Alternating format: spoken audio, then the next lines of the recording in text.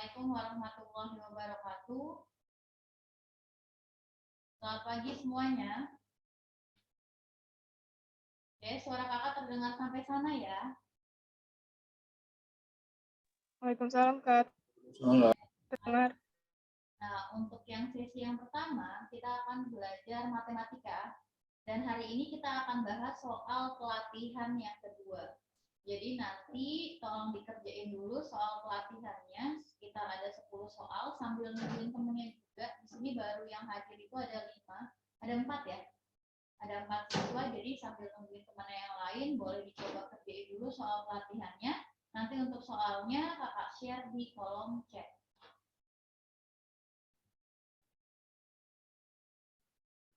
Oke, sebentar.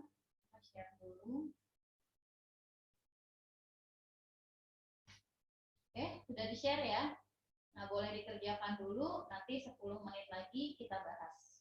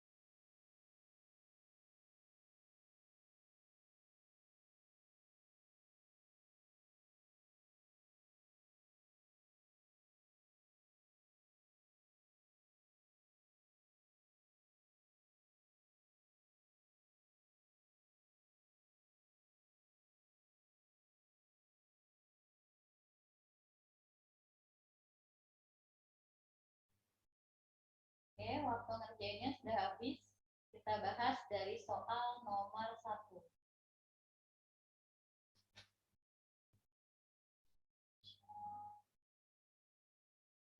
Siap ya. Untuk soal nomor 1 ini materinya tentang matriks. Jadi diketahui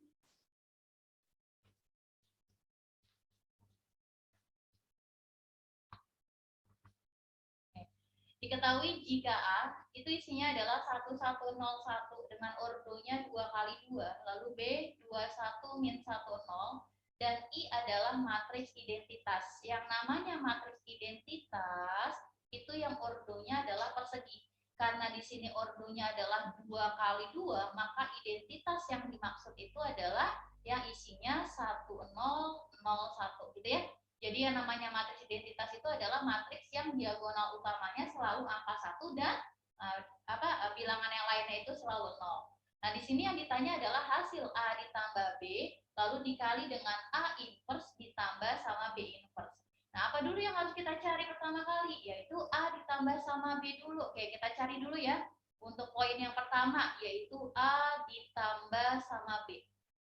Oke, kita tulis ulang untuk matriks A-nya 1101, 1101, lalu ditambah dengan 21 min 10. Nah, ini kita dapatkan kalau bentuknya gimana? Kalau penjumlahan matriks berarti jumlahkan elemen yang seletak. 1 ditambah 2 jadi 3, lalu 1 ditambah 1 jadi 2, gitu ya. 0 ditambah min 1 jadi min 1, yang berikutnya adalah 1 ditambah 0, berarti hasilnya adalah 1. Oke, itu untuk yang pertama. Lalu yang kedua, yang kita butuhkan itu adalah A inverse dan B inverse. Nah, untuk mencari inverse, ingat inverse itu hanya bisa didapatkan untuk matriks yang ordonya juga persegi. Jadi misalkan kita punya A yang isinya itu adalah A, B, C, D, karena ordonya 2 kali 2 ya. Nah, untuk mencari inverse-nya, berarti kita bisa dapatkan kalau A inverse sama dengan 1 per determinan dari matriksnya. Determinan berarti kita kali silang dulu, maka A dikali dengan D, lalu dikurangin sama B kali C. Nah, dikalinya dengan apa? Adjoin. Adjoin itu berarti posisi A sama D itu ditukar. Kalau di sininya AD, berarti nanti berubah menjadi DA. Lalu B sama C-nya dilawan tandanya. Ini B-nya positif, berarti nanti jadi negatif B. C-nya itu berarti jadinya negatif C. Jadi harus dilawan tanda dari tanda aslinya, gitu ya.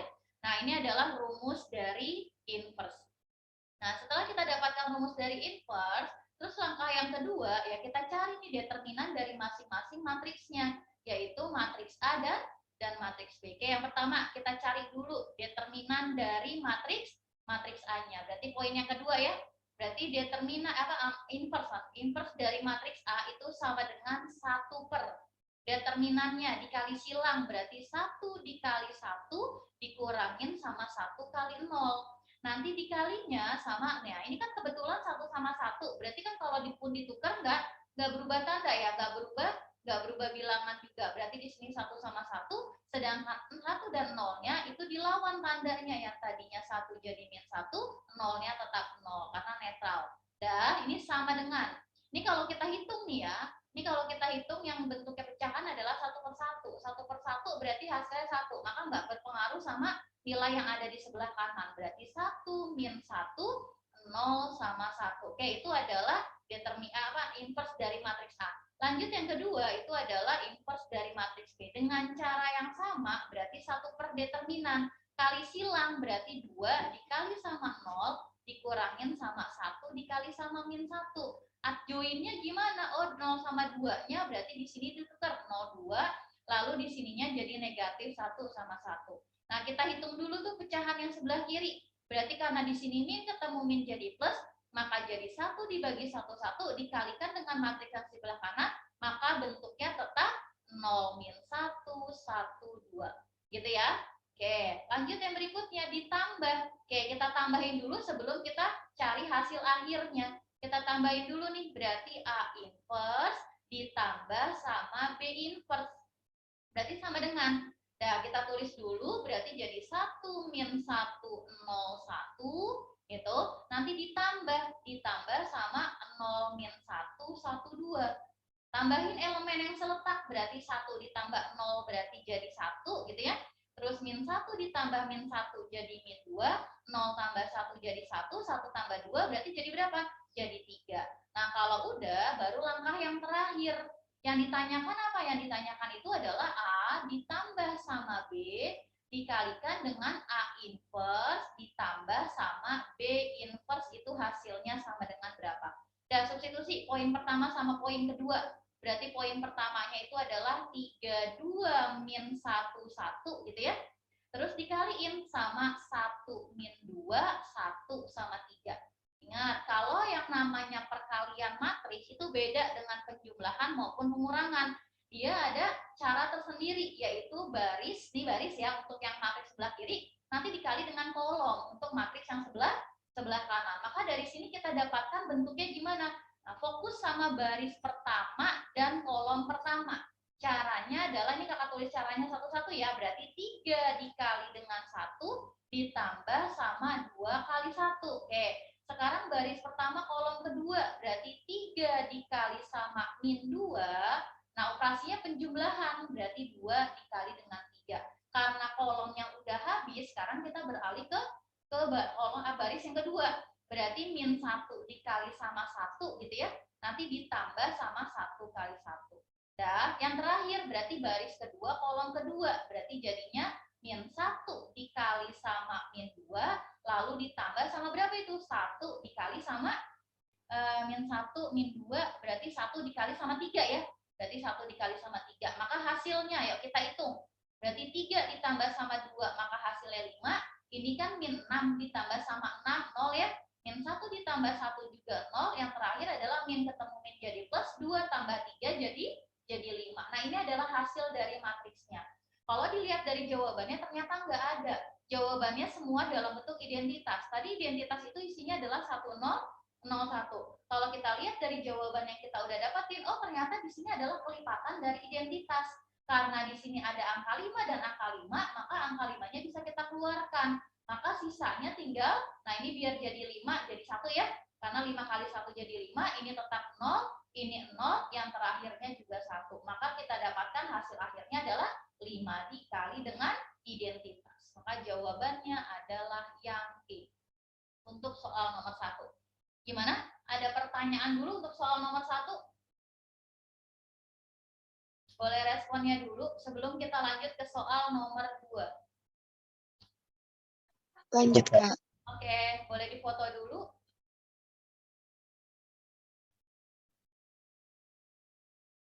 Oke, lanjut ya. Kita lanjut ke soal nomor 2. Untuk soal nomor 2, gambarnya seperti ini. Yang ditanyakan adalah luas daerah yang diarsir pada gambar. Nah, kalau untuk mencari luas daerah diarsir, kalau dilihat dari gambar yang udah ada, berarti kan di sini ada 2 daerah yang diarsir gitu ya. Maka kita cari dulu ini luas pertamanya berapa, ini luas keduanya berapa. Tapi masalahnya untuk soal ini itu agak susah untuk mencari luas yang bentuknya ada di sini nih. Yang di sini nih. Nah, berarti kita harus cari dulu nih alternatif yang lain biar lebih gampang ngerjainnya. Kira-kira gimana? Ada yang udah coba nomor 2 belum? Kalau udah, boleh minta tolong pendapatnya. Kira-kira gimana biar lebih mudah ngerjainnya? Ada? Oke, kalau belum ada berarti kita bahas. Jadi karena yang ditanya itu adalah luas, kalau luas itu kan berarti posisinya boleh dipindah-pindahin asal bentuknya sama gitu ya. Jadi maksudnya untuk soal nomor 2 ini sebenarnya alternatifnya adalah ini. Nah, dari titik ini itu kakak tarik ke titik potong yang ada di sebelah kanan. Oke. Nah, akhirnya nanti daerah yang pertama ini terbagi menjadi 2 bagian. Lalu dari yang sini nih ya, nih dari yang ujung atas itu kakak tarik. Ini kalau misalkan garisnya lurus gitu ya, lurus nanti dia ketemu di titik potongnya. Lalu kalau kita terusin lagi, nanti akan memotong di titik yang satu lagi, kan gitu ya. Nah, nanti yang ini nih, luas yang di sebelah kiri ini, itu kita taruh di sini. Gitu. Nah, nanti yang ini nih ya, yang ini kita taruh di sini. Jadi nanti kayak saling menutupi. Nanti nggak akan merubah nilainya, hanya merubah bentuknya. Gitu. Nah, itu adalah konsep dari luas. Jadi boleh dipindah kemanapun, asalkan nanti bentuk dan ukurannya sama. Nanti hasilnya pun tetap tetap sama. Nah, artinya untuk soal yang ini itu gambarnya bisa kita ubah biar nanti lebih mudah hitungnya. Jadi nanti akhirnya bentuknya adalah kita punya 1/4 lingkaran gitu ya, yang ininya siku-siku. Nanti ini kakak tarik dari ujung-ujung sini, nanti yang ditanyakan itu adalah luas daerah yang di atas. Paham ya? Oke, gimana caranya untuk mencari luas daerah yang di atas ini? Oh, di sini dari sini ke sini itu adalah jari-jari lingkaran karena ini adalah 1/4 lingkaran. Maka untuk mencari luas daerah yang diarsir, berarti rumusnya adalah luas 1/4 lingkaran, terus dikurangin sama apa? Dikurangin sama luas segitiga. Ini dia rumus yang kita pakai. Ya. Nah, 1/4 lingkaran, luas lingkaran itu adalah pi r pangkat 2, karena 1/4 berarti 1/4 dikali sama pi r pangkat 2. Lalu dikurangin sama ini berarti setengah dikali alas dikali sama tinggi. Kan gitu ya. Nah, berarti kita substitusi nih. Oh, jari-jarinya 4, berarti pi-nya nggak perlu diganti. Maka jadinya 1/4 dikali pi dikali sama 4 kali 4 ya, karena 4 pangkat 2. Dikurangin sama setengah. Nah, ini alasnya berapa? Ini alasnya 4. Kan segitiganya siku-siku ya. Berarti alasnya 4 dan tingginya pun 4. Berarti jadinya 4 dikali dengan 4. Dan sederhanain, 4 sama 4 bisa dicoret jadi 1, sama dengan, berarti ini juga bisa dicoret ya. Disederhanakan berarti jadi 2. Maka hasil akhirnya jadi 4 pi dikurangin sama 8. Kita cocokin sama jawabannya. Nggak ada nih jawabannya kalau bentuknya kayak gini. Karena nanti faktornya harus kita keluarkan. Nah, faktor dari 4 sama 8, oh berarti di sini faktor yang terbesar itu adalah angka 4. Kalau 4-nya dikeluarkan, maka sisanya tinggal apa? Biar jadi 4 pi, berarti di sini pi. Dikurangin biar jadi 8, berarti 4 dikalikan dengan 2. Maka hasilnya itu adalah yang E untuk soal nomor 2. Oke, itu untuk cara soal nomor 2. Gimana? Ada yang mau ditanyakan dulu? Bisa dipahami ya? Jadi langkah awalnya gitu. Oke, kalau nggak ada yang mau ditanyakan, boleh difoto. Kita lanjut ke soal nomor 3. Kalau ada yang mau ditanyain dulu, boleh ditanyain dulu. Jadi nanti kakak bahas dulu pertanyaannya sampai selesai, baru bisa kita lanjut ke soal yang berikutnya. Atau bisa request juga nggak apa-apa. Kan saya tadi udah ngerjain soal nomor ini, tapi mentok sampai sini, ya boleh dibahas. Jadi boleh ngacak pun nggak masalah. Oke, nggak ada? Oke, lanjut ya ke soal nomor 3. Ya, untuk soal nomor 3 ini materinya tentang apa? Kita udah pernah belajar nih, ya kan? Kalau di sekolah ini materinya di kelas 11, yaitu deret geometri tak hingga. Nah, deret geometri tak hingga di sini yang diminta itu adalah deret geometri yang konvergen. Maksudnya konvergen itu berarti dia memusat. Kalau memusat, ya, jadi ada dua ya, ada konvergen, ada divergen. Tapi untuk soal-soal memang biasanya yang dipakai itu adalah konvergen. Karena kalau konvergen nanti bisa dicari tuh jumlahnya sama dengan berapa. Tapi untuk syaratnya dulu nih, syarat dari konvergen itu adalah rasionya itu berada di antara min 1 dan 1. Jadi kalau lebih dari 1 dan kurang dari min 1 berarti itu namanya divergen. Nah, esta hingganya rumusnya apa? Esta hingganya rumusnya adalah air. A-nya kakak bikin jadi besar ya, karena nanti A kecilnya dipakai sama soal, nanti dikurangin sama 1 dikurangin 1 min R per 1 min R. Nah, A yang di sini itu belum tentu suku yang pertama, belum tentu A kecil. Ini adalah suku awal dari barisan yang diketahui. Berarti ini adalah suku awal ya, suku awal. Jadi suku awal itu sebenarnya beda sama suku yang pertama. Kalau suku pertama itu identiknya sama U1. Kalau suku awal ya tergantung nanti awalnya mulai dari mana. Sedangkan untuk rasio, ya, R itu adalah rasio. Rasio itu adalah suku setelah dibagi dengan suku sebelumnya. Tapi dua suku itu harus berdampingan. Dan gitu ya, rumusnya adalah A dibagi sama 1 min R. Nah, sekarang kita lihat nih soalnya. Soalnya itu mulainya dari suku yang kedua, bukan suku pertama. Berarti U2 ditambah sama U3 ditambah U4. Ini kalau kakak lanjutin dulu ya. Ini jadi U5, lalu ditambah sama U6, ditambah sama U7, ditambah dan seterusnya. Sama dengan 2 kalinya U1, ditambah sama U2, lalu ditambah sama U4, ditambah sama U6 dan seterusnya gitu ya. Kalau dilihat dari polanya berarti untuk yang sebelah kiri itu semuanya lengkap tapi nggak ada U1-nya. Sedangkan untuk yang ruas kanan itu 2 kali U1 dan setelahnya itu adalah suku-suku genap gitu ya. Jadi 2, 4, 6, 8 dan seterusnya. Nah, kalau misalkan di sini kita pindah ruasnya, ini kalau kakak pindahin ruas kiri atau kanannya, berarti nanti akan saling menghabisi. Yang saling habis itu adalah ini U2-nya habis. Lalu yang berikutnya apa nih? Ini U4-nya habis. Lalu yang di sini U6-nya habis. Nanti ini pasti habis semua nih. Ini semua suku yang sebelah kanan itu pasti habis karena bentuknya adalah suku genap. Sedangkan untuk yang sebelah kiri itu sisanya hanya suku-suku ganjil yang dimulai dari U3. Jadi kalau kita tulis ulang menjadi U3 ditambah sama U5 ditambah sama U7. Ini kakak lanjutin lagi ya, satu lagi berarti U9 dan seterusnya. Sedangkan untuk yang kanannya hanya sisa 2 kali U1. Gitu ya. Nah, rumus UN pada barisan geometri. Nah, barisan geo atau deret geo sama ya. Nanti rumusnya berarti UN-nya rumusnya apa? Arni. Berarti A dikali R pangkat M dikurangin 1. Untuk yang ini A-nya harus kecil. Kalau yang kiri A-nya besar gitu ya, karena A-nya beda. A kali R pangkat M min 1, indeksnya 3, pangkatnya berkurang 1, berarti bentuknya jadi AR pangkat 2. Lalu yang berikutnya gimana jadinya di sini? AR pangkat 4. Nah, ditambah sama AR pangkat 6, ditambah sama AR pangkat 8, dan seterusnya. Sedangkan yang di sebelah kanan hanya 2A. Yang kiri, berarti deret geometri tahingga nih, karena kita nggak tahu nih berhentinya sampai mana. Berarti yang sebagai A, nah yang sebagai A itu yang mana? Kira-kira yang mana yang A-nya? A-nya itu adalah yang ini nih A-nya. Nah, A-nya itu adalah AR pangkat 2, berarti A-nya itu adalah AR pangkat 2. Sedangkan rasionya berarti perbandingan, maka jadinya AR pangkat 4 dibagi sama AR pangkat 2. Nah, ini kalau disederhanakan menjadi R pangkat 2. Oke, kita masukin ya ke rumus S sama dengan A dibagi dengan 1 min R. Berarti kalau kita substitusi jadinya gimana? AR pangkat 2 gitu ya, dibagi dengan 1 dikurangin sama R pangkat 2 sama dengan 2A. Kiri sama kanan sama-sama punya A nih, A-nya bisa kita sederhanakan, habis ya. Terus kali silang. Kalau dikali silang berarti kita dapatkan kalau R pangkat 2 sama dengan kali silang berarti 2 dikurangin sama 2R pangkat 2.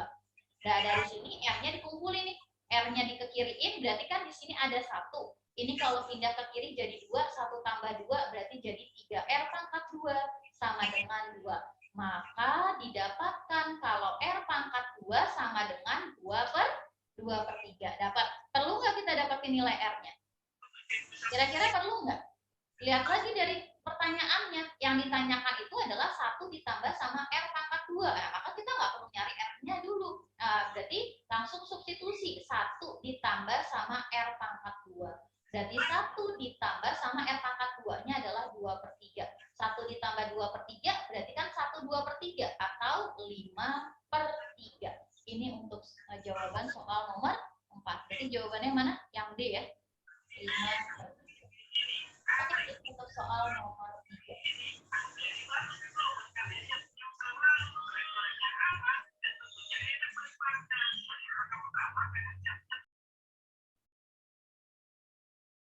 Gimana untuk soal nomor 3? Ada yang mau ditanyakan dulu?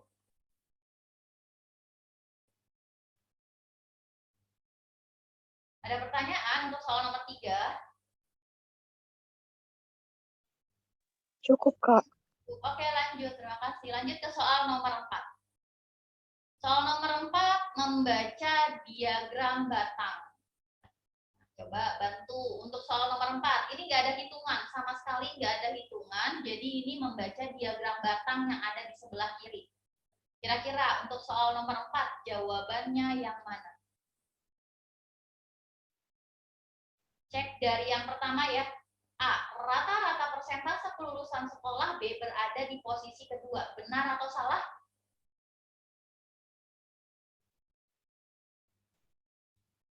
Salah. Salahnya di mana? Karena dia selalu lebih banyak. Berada di posisi, harusnya di posisi pertama, gitu ya. Karena paling tinggi di antara sekolah yang lain. Oke, betul. Yang A salah. Yang B salah atau betul?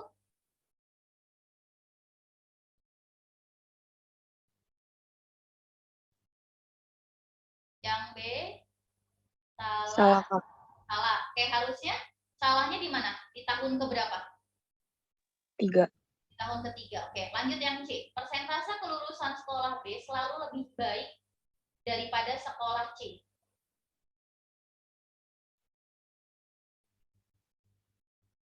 Benar. Apa? Benar? Benar, Kak. Nah, oke. Di sini pun ada kata-kata selalu ya. Nah, selalu lebih baik daripada sekolah C. Oke, berarti jawabannya yang C. Kalau kita cek untuk D sama E, persentase kelulusan sekolah C selalu lebih baik daripada yang A. Salah untuk tahun yang ketiga. Karena tahun yang ketiga ternyata ini lebih rendah daripada sekolah A. Berarti salah. Ada kata-kata selalu lagi ya. Berarti persentase kelulusan sekolah C selalu lebih tinggi daripada tahun sebelumnya. C selalu lebih tinggi daripada tahun sebelumnya. Salah di tahun yang keempat. Oh, yang keempat ini walaupun di sini selisihnya cuma sedikit, tetap ya dianggap tidak lebih baik daripada tahun sebelumnya. Berarti jawaban yang paling tepat itu adalah yang C. Paham ya untuk soal nomor 4 ya? Jadi dicek. Tapi kalau udah yakin nih Kak, ya kayaknya yakin jawabannya yang C. Jadi nggak perlu coba lagi nih D sama E ya nggak apa-apa. Tapi kalau mau mastiin C itu udah paling benar di antara opsi yang lain ya nggak salah. Nggak ada salahnya kalau kita coba semua opsinya, gitu ya. Oke, lanjut ya. Bisa ya untuk soal nomor 4, lanjut ke soal nomor 5. Ya, untuk soal nomor 5, ini materinya adalah tentang turunan. Di situ diketahui dua fungsi, yaitu fx sama dengan 1 dikurangin sama a dikuadratin, dan gx itu adalah ax. Dengan a tidak boleh sama dengan 0. Jika hx itu adalah perkalian antara fx dikali dengan gx, dan h1 itu sama dengan a, maka nilai h aksen 1 itu sama dengan berapa? Berarti apa dulu yang harus kita cari dulu di sini? Variabel selain x, gitu. Apa variabel selain X atau huruf selain X yang ada di soal? Yaitu A. Itu yang harus kita cari dulu. Walaupun sebenarnya A itu adalah sebuah konstanta nanti akhirnya. Berarti caranya gimana ya? Kita pakai nih rumus yang udah diketahui di soal, yaitu HX-nya. HX katanya berarti langkah yang pertama. HX-nya itu sama dengan Fx dikali dengan Gx. Oke. Coba ya kita substitusi dulu. Berarti Hx sama dengan Fx-nya itu berapa?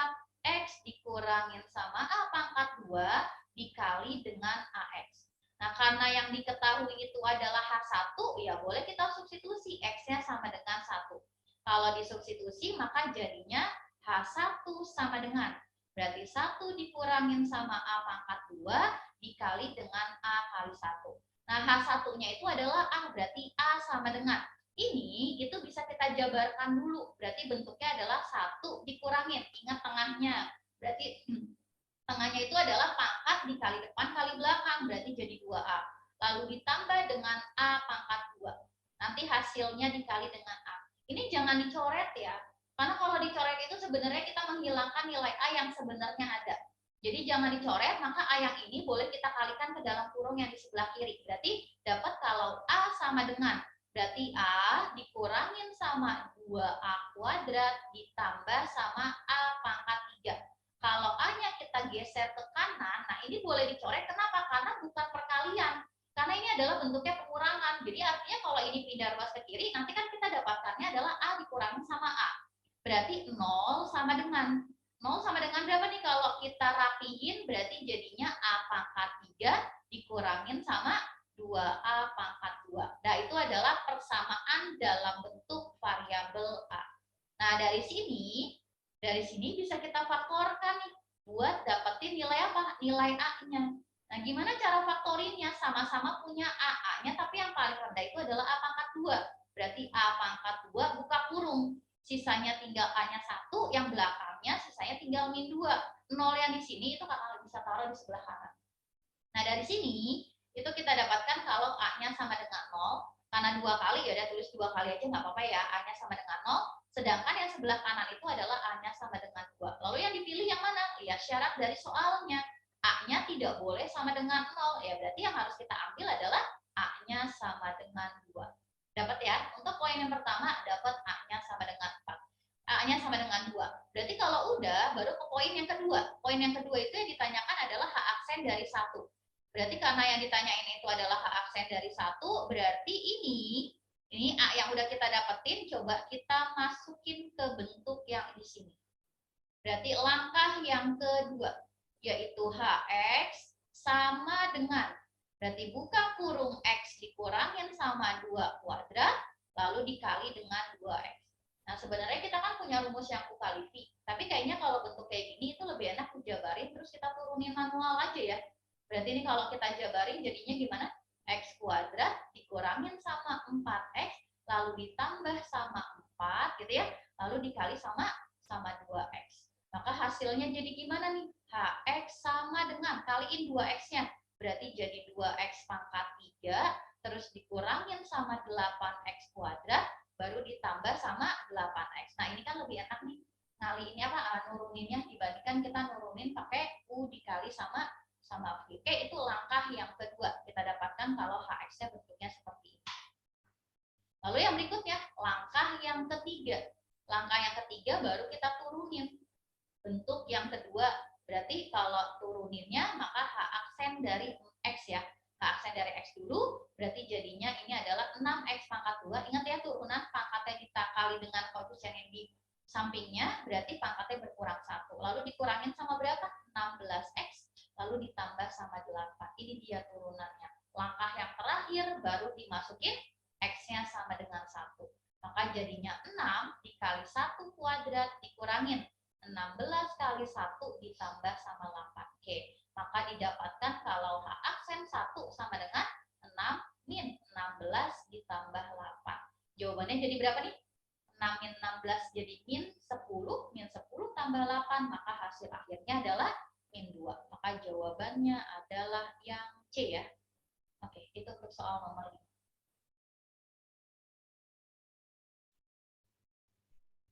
Gimana? Ada yang mau ditanyakan dulu? Ada langkah yang bingung? Nanti kalau mau dicoba pakai rumus yang ukalifi juga nggak apa-apa. Kalau ukalifi berarti nanti rumusnya yang mana? Oke, yang ukalifi itu kalau misalkan dari sini, kan kalau kita punya Y sama dengan U dikali sama V, gitu ya, berarti kan turunan pertamanya jadinya U aksen kali V, terus ditambah sama U kali V aksen, gitu ya. Berarti artinya kalau yang ditanya adalah H aksen dari X, ya kita turunin, maka jadinya F aksen dari X, gitu, dikali dengan GX, lalu ditambah dengan Fx, dikali dengan G aksen dari X. Boleh pakai cara ini, cuma kayaknya jadinya nanti makin banyak nih yang harus kita cari kalau pakai cara yang sebelah kanan. Jadi lebih enak pakai cara ya udah jabari dulu baru kita turunin manual. Ada yang mau ditanyakan dulu untuk soal nomor 5? Kalau nggak ada, kakak lanjut ke soal nomor 6. Gimana? Sudah cukup jelas ya? Nggak ada pertanyaan? Oke, kita lanjut ke soal nomor 6. Di chat kayaknya. Ya, oh di chat.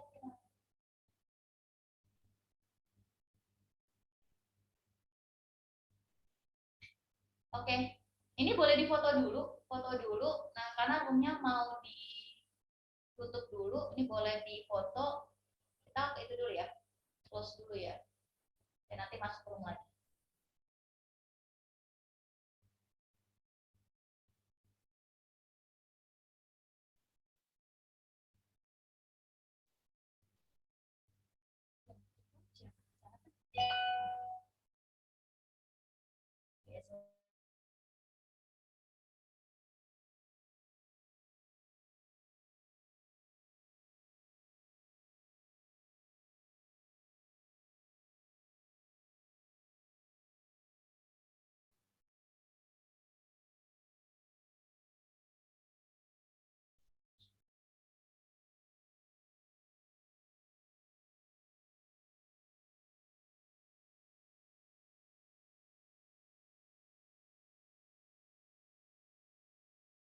Oke, kita lanjutin ya untuk soal nomor 6.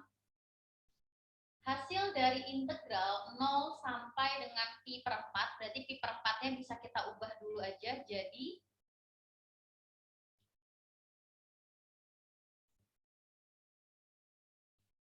nah ini pi per 4-nya itu bisa kita ubah menjadi berarti 180 dibagi sama 4, jadi jadinya 45 derajat ya, biar nanti lebih enak hitungnya. Nah, dari 2 per 1 ditambah dengan tangan kuadrat X min 1 dx itu sama dengan berapa? Kalau langsung kita integralkan ini nggak ada rumusnya.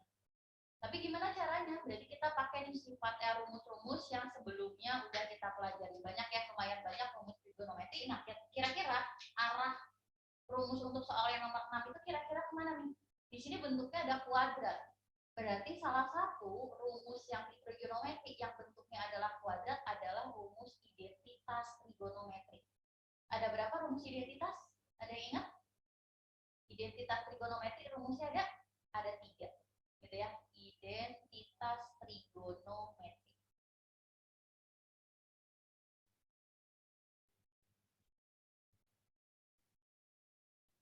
Oke. Identitas trigonometri, rumus yang pertama itu adalah kalau kita punya sin kuadrat X ditambah dengan cos kuadrat dari X itu sama dengan 1.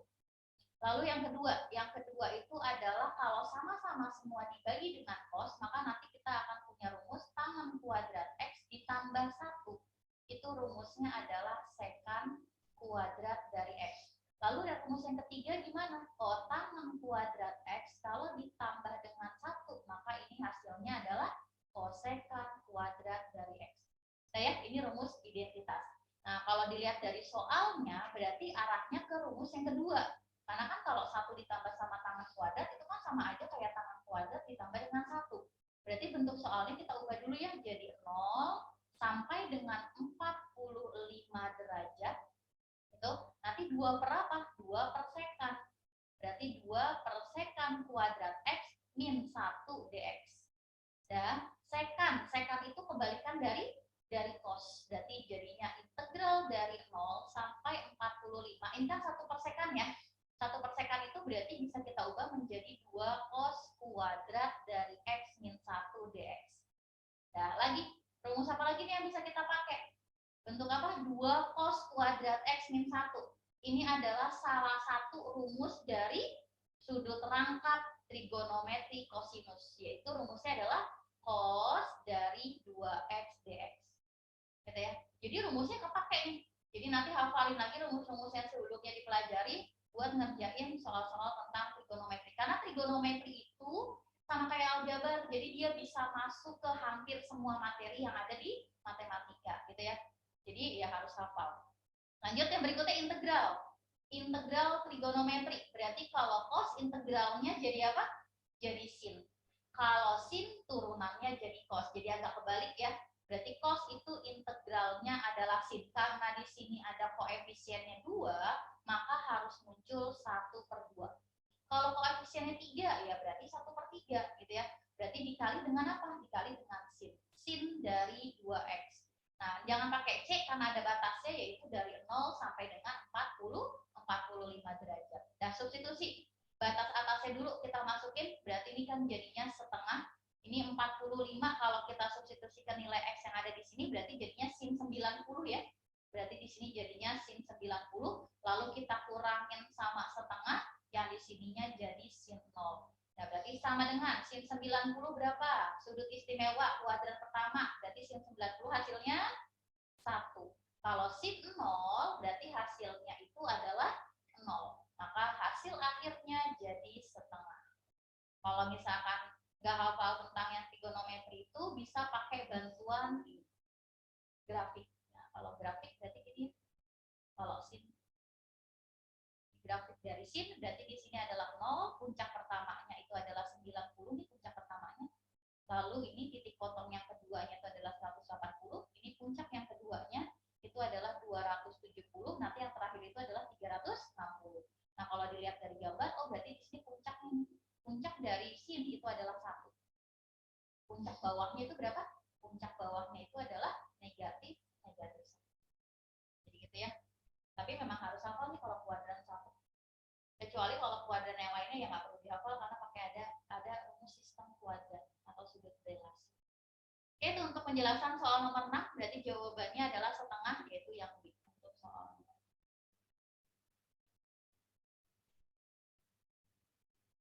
Udah paham? Gimana soal nomor 5 sama soal nomor 6 sebelum kita lanjut ke soal nomor 7? Ada yang mau ditanyakan dulu? Nggak ada? Oke, kalau nggak ada, kita lanjut ke soal nomor 7. Soal nomor 7 materinya tentang dimensi 3. Materi baru di kelas 12 kemarin ya. Nah, jadi masih masih ada yang diingat-ingat lah. Soal-soalnya, rumus-rumusnya gitu. Jadi ingat-ingat lagi. Untuk soal nomor 7, katanya gini, diketahui kubus ABCD EFGH dengan rusuknya 4 satuan. Berarti 4 satuan ini kakak taruh aja di sini, 4-nya. Lalu titik P itu terletak pada tengah-tengahnya AB. Tengah-tengahnya AB, berarti P-nya posisinya ada di sini. Ini adalah P-nya. Terus maka luas perpotongan bidang CHP dengan kubus tersebut adalah, nah, bedain antara bidang sama langsung ditanya gini, berapakah luas CHP itu beda. Kalau yang ditanya berapakah luas CHP, maka kita carinya adalah luas CHP yang bentuknya adalah segitiga. Tapi di sini ada kata-kata perpotongan bidang. Nah, perpotongan bidang CHP dengan kubus. Artinya apa? Artinya CHP-nya harus kita perluas agar kubusnya terbagi menjadi 2 bagian. Nggak harus sama besar. Yang penting kubusnya itu terpotong menjadi 2 bagian. Kalau kita hanya mengandalkan bidang CHP ya, kalau kakak bikin ya, ini CHP-nya dulu. Nah, CHP-nya berarti di sini adalah bidang diagonal bidang bagian belakang, yang ini adalah ke tengah-tengah sini gitu ya, yang ini ke sini. Nah, kalau kita hanya mengandalkan CHP-nya itu, ya berarti nanti kubusnya itu nggak terpotong menjadi 2 gitu. Kalau kita potongnya, jadi nanti alat potongnya itu nyangkut di tengah-tengah, kebayang ya? Nyangkut di tengah-tengah. Sedangkan kalau yang namanya luas perpotongan tadi kubusnya harus terbagi menjadi 2. Artinya kita punya butuh 1 titik atau lebih dari 1 titik bantuan ya agar bidang ini menjadi bidang iris dari kubus ABCDEFGH. Nah, kira-kira gimana? Ya harus dibayangin nih. Kira-kira gimana ya kalau misalkan kita motongnya dari HC? Bayangin ya, kalau kita motongnya dari HC, HC itu kan bidang belakang. Kalau kita potong dari bidang belakang, maka pisaunya gitu ya, alat potongnya keluarnya dari bidang depan, gitu ya. Nah, terus karena di sininya itu bentuk potongannya itu adalah diagonal, maka yang di depan pasti diagonal. Nggak mungkin kalau misalkan kita motong dari belakang diagonal, tiba-tiba di depannya itu bentuknya vertikal atau horizontal, itu nggak mungkin, gitu ya. Kalau kayak gitu berarti nanti bidangnya itu nggak lurus di tengah-tengahnya, pasti ada bengkok-bengkoknya gitu, jadi nggak lurus. Nah, terus gimana nih cara nyari 1 titik bantuan itu? Maka nanti 1 titiknya itu posisinya berada di bidang ABFP itu dulu. Nah, terus titiknya itu ada di rusuk mana? Nggak mungkin di rusuk AP, karena di AP masih udah ada rusuk AB, karena di AB itu udah ada P. Yang kedua, nggak mungkin di BF. Kalau di BF berarti nanti bidangnya yang nggak jadi bidang iris. Apalagi di F, berarti satu-satunya kemungkinan besar itu ada di garis AE atau di rusuk AE. Nah, posisinya di mana? Ya posisinya harus kita samain dengan posisi titik P. Karena P-nya posisinya ada di depan, di tengah-tengah AB, maka nanti titik bantuannya itu posisinya ada di tengah-tengahnya AE. Ini kita kasih titik bantuan yang namanya Q ya. Nah, artinya nanti bidang irisnya atau bidang perpotongannya itu adalah PQHC. Gimana? Sampai sini dulu ada yang mau ditanyain nggak? Jadi nanti bidangnya ini ya, bidangnya bukan CHP, tapi bidangnya itu adalah CHIP. Ini adalah bidangnya. Nah, kalau bidangnya ini berarti nanti kubusnya terbagi menjadi 2 kan? Kalau kita potong. Nah, kalau udah yang ditanyakan itu adalah maka bidang irisnya itu luasnya berapa? Kalau dilihat dari gambar CHP itu ini kan sejajar nih. Ini sejajar segi 4. Berarti kalau punya sepasang sisi sejajar, namanya adalah trapesium. Ini adalah trapesium. Nanti lebih tepatnya kalau dilihat dari panjang sisinya, ini adalah trapesium apa? Trapesium sama kaki. Kenapa sama kaki? Karena panjang PC nanti panjangnya sama dengan IH. Nah, kita keluarin, nanti posisi kita berdiriin, biar nanti ketahuan tingginya yang mana, alasnya yang mana, bawahnya yang mana gitu ya. Berarti di sini apa nih? Ini P, yang di sini adalah Q, lalu yang di sini H, yang di sininya itu adalah C. Ini panjangnya sama. Kita cari satu-satu. Dari PQ dulu. Cara nyari PQ, oh PQ itu ada di bidang ini, PQ berarti di sini. Karena di sini rusuk yang 4, berarti di sininya 2 sama 2. 2 sama 2 ini kan siku-siku, bisa pakai Pitagoras. Nah, nanti cara ininya nggak usah pakai rumus Pitagoras juga nggak apa-apa, selama bentuknya sama, ukurannya sama, A sama A, tapi siku-siku sama kaki, berarti nanti bidang miringnya atau rusuk miringnya itu adalah A akar 2. Berarti karena di sini 2 sama 2, maka nanti sisi miringnya adalah 2 akar 2. Dapat ya? Berarti PQ-nya itu adalah 2 akar 2. Lanjut ke CH. CH itu adalah diagonal bidang. Berarti kan di sininya 4, yang di sininya 4 sama ya, pakai rumus yang di sebelah kanan. Maka CH-nya itu nanti dari sini ke sini, itu panjangnya adalah 4 akar 2. Karena luas yang ditanya, luas trapesium itu apa?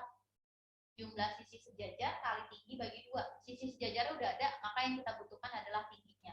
Tingginya berarti ini bisa kakak tarik dari sini ke sini. Gitu.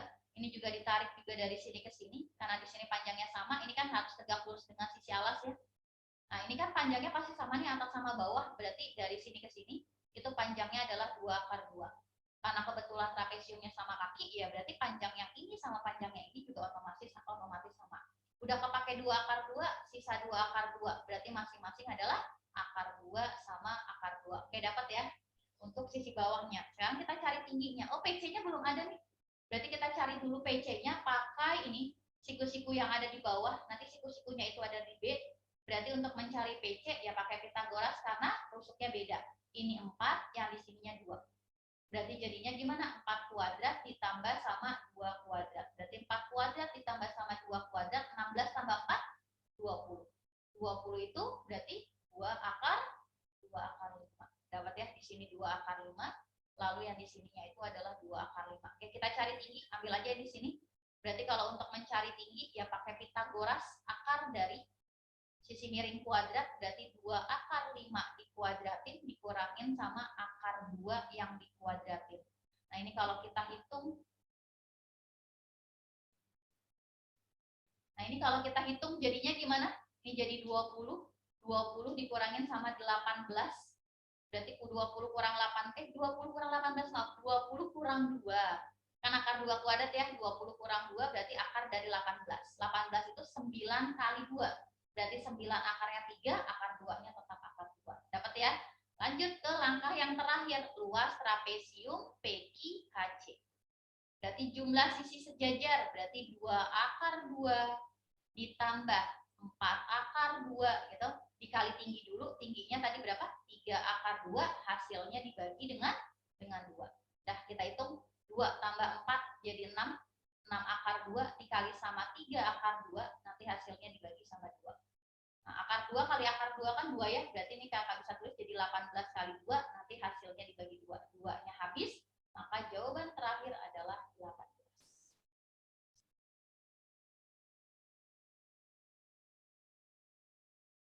Gimana untuk soal nomor 7?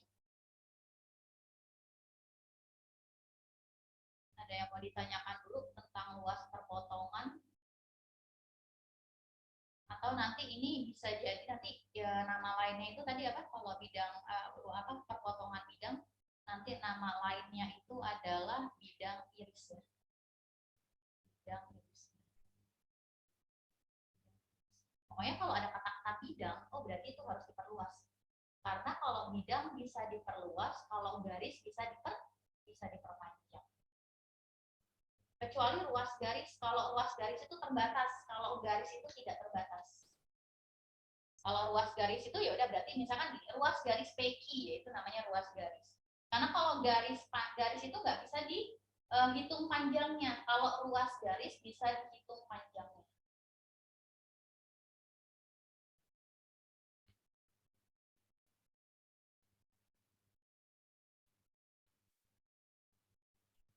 Oke, gimana? Untuk soal nomor 1 sampai soal nomor 7, ada yang mau ditanyakan dulu? Oke, nggak ada?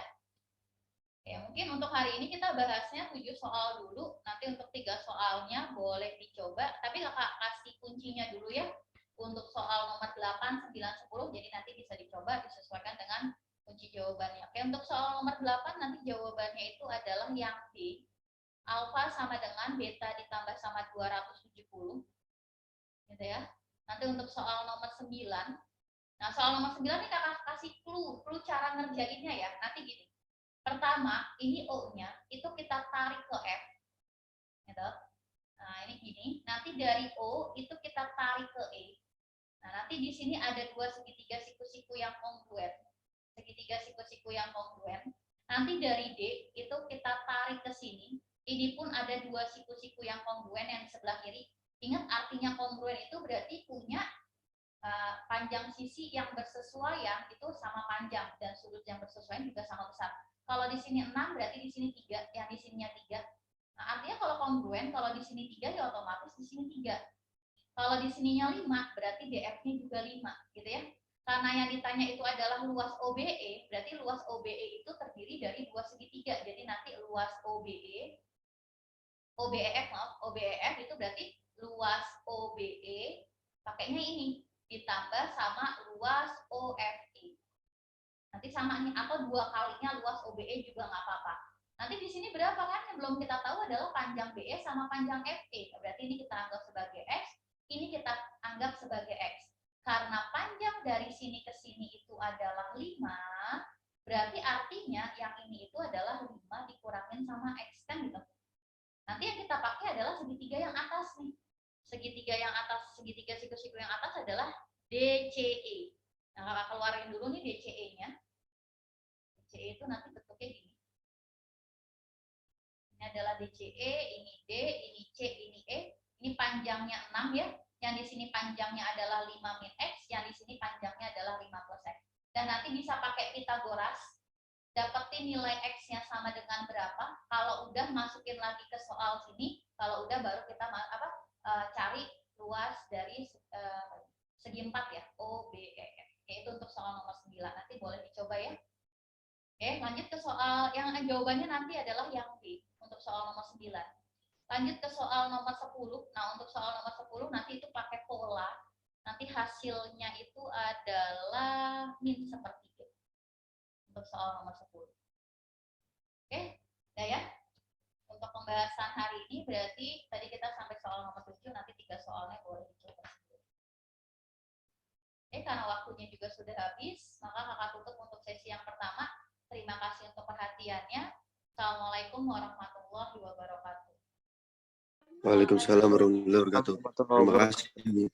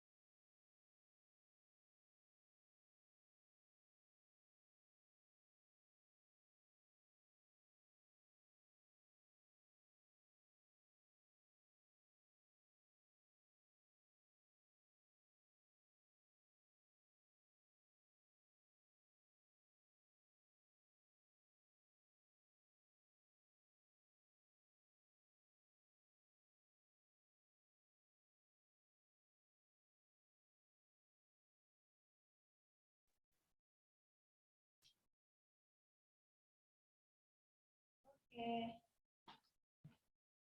Kita mulai ya. Bismillahirrahmanirrahim. Assalamualaikum warahmatullahi wabarakatuh. Waalaikumsalam, Kak.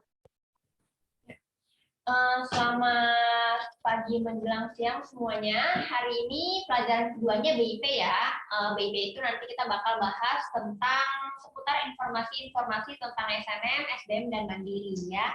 Nah, hari ini kita bakal ngebahas peluang jalur masuk dan tipsnya nih, supaya adik-adik di sini bisa memanfaatkan peluang SNM, SBM, dan Mandiri dengan baik, dan akhirnya nanti kalian akan mendapatkan PTN di jurusan yang kalian inginkan ya.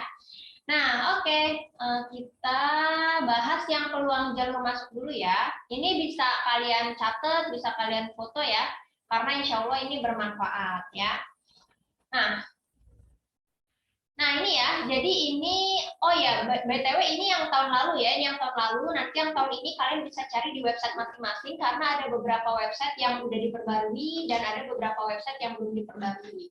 Tapi intinya adalah ketika kalian pengen masuk suatu PTN, kan pasti kalian punya beberapa referensi nih, misalnya kayak ada 2 PTN atau 3 PTN kayak gitu. Nah awalnya kalian harus lihat ini nih, berapa sih kira-kira persentase mereka SNM, SBM, sama Mandiri, supaya nanti biar kalian tahu kalau SNM milihnya di kampus apa, SBM pilihnya mendingan di kampus apa, dan Mandiri mendingan pilihnya di kampus apa. Nah contoh kayak gini ya, ini contoh yang pas 2021 kemarin. Contoh kayak ITB nih, ITB dia maunya SNM 40%, SBM 30%, dan Mandirinya 30%. IPB, SNM 40%, SBM 35%, dan Mandiri 25%. Lalu ada Unbrau dan Unsut ya, Unbrau di Malang, Unsut di Purwokerto, SNM 30%, SBM 40%, dan Mandiri 30%. Nah, lalu ada UGM ya, SNM-nya 25%, SBM-nya 35%, dan Mandirinya 40%. Nah, dari situ kita bisa lihat nih kira-kira SNM lebih banyak di mana, SBM banyak di mana, Mandiri lebih banyak di mana ya. Nah, lalu ini ada contoh UI, UMS, ITS, Unair, dan UPI ya. Ini emang kebanyakan PTN kayak gini ya, SNM cuma 20%, SBM ada 30%, dan Mandiri ada 50% ya. Nah, jadi dari situ bisa kita lihat kebanyakan dari PTN itu kebanyakan di Mandiri. SNM ada tapi lebih kecil, SBM juga ada ya. Nah, jadi di sini bisa kita cek juga ya, SBM itu peluangnya lebih besar daripada SNM ya. Nah, terus dilanjut kalau misalnya yang dari saya temui di Nurul Fikri ya.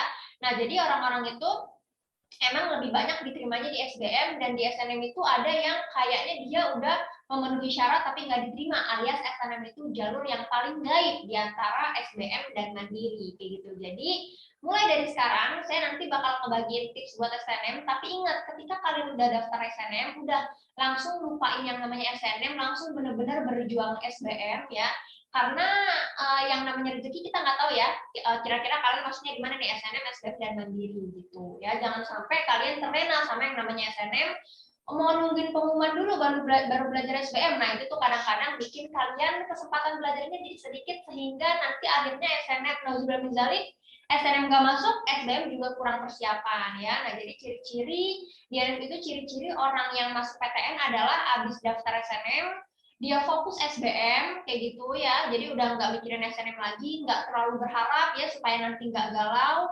Terus nanti habis SBM baru dia fokus mandiri, jadi ketika fokus mandiri dia nggak mikirin SBM lagi kayak gitu.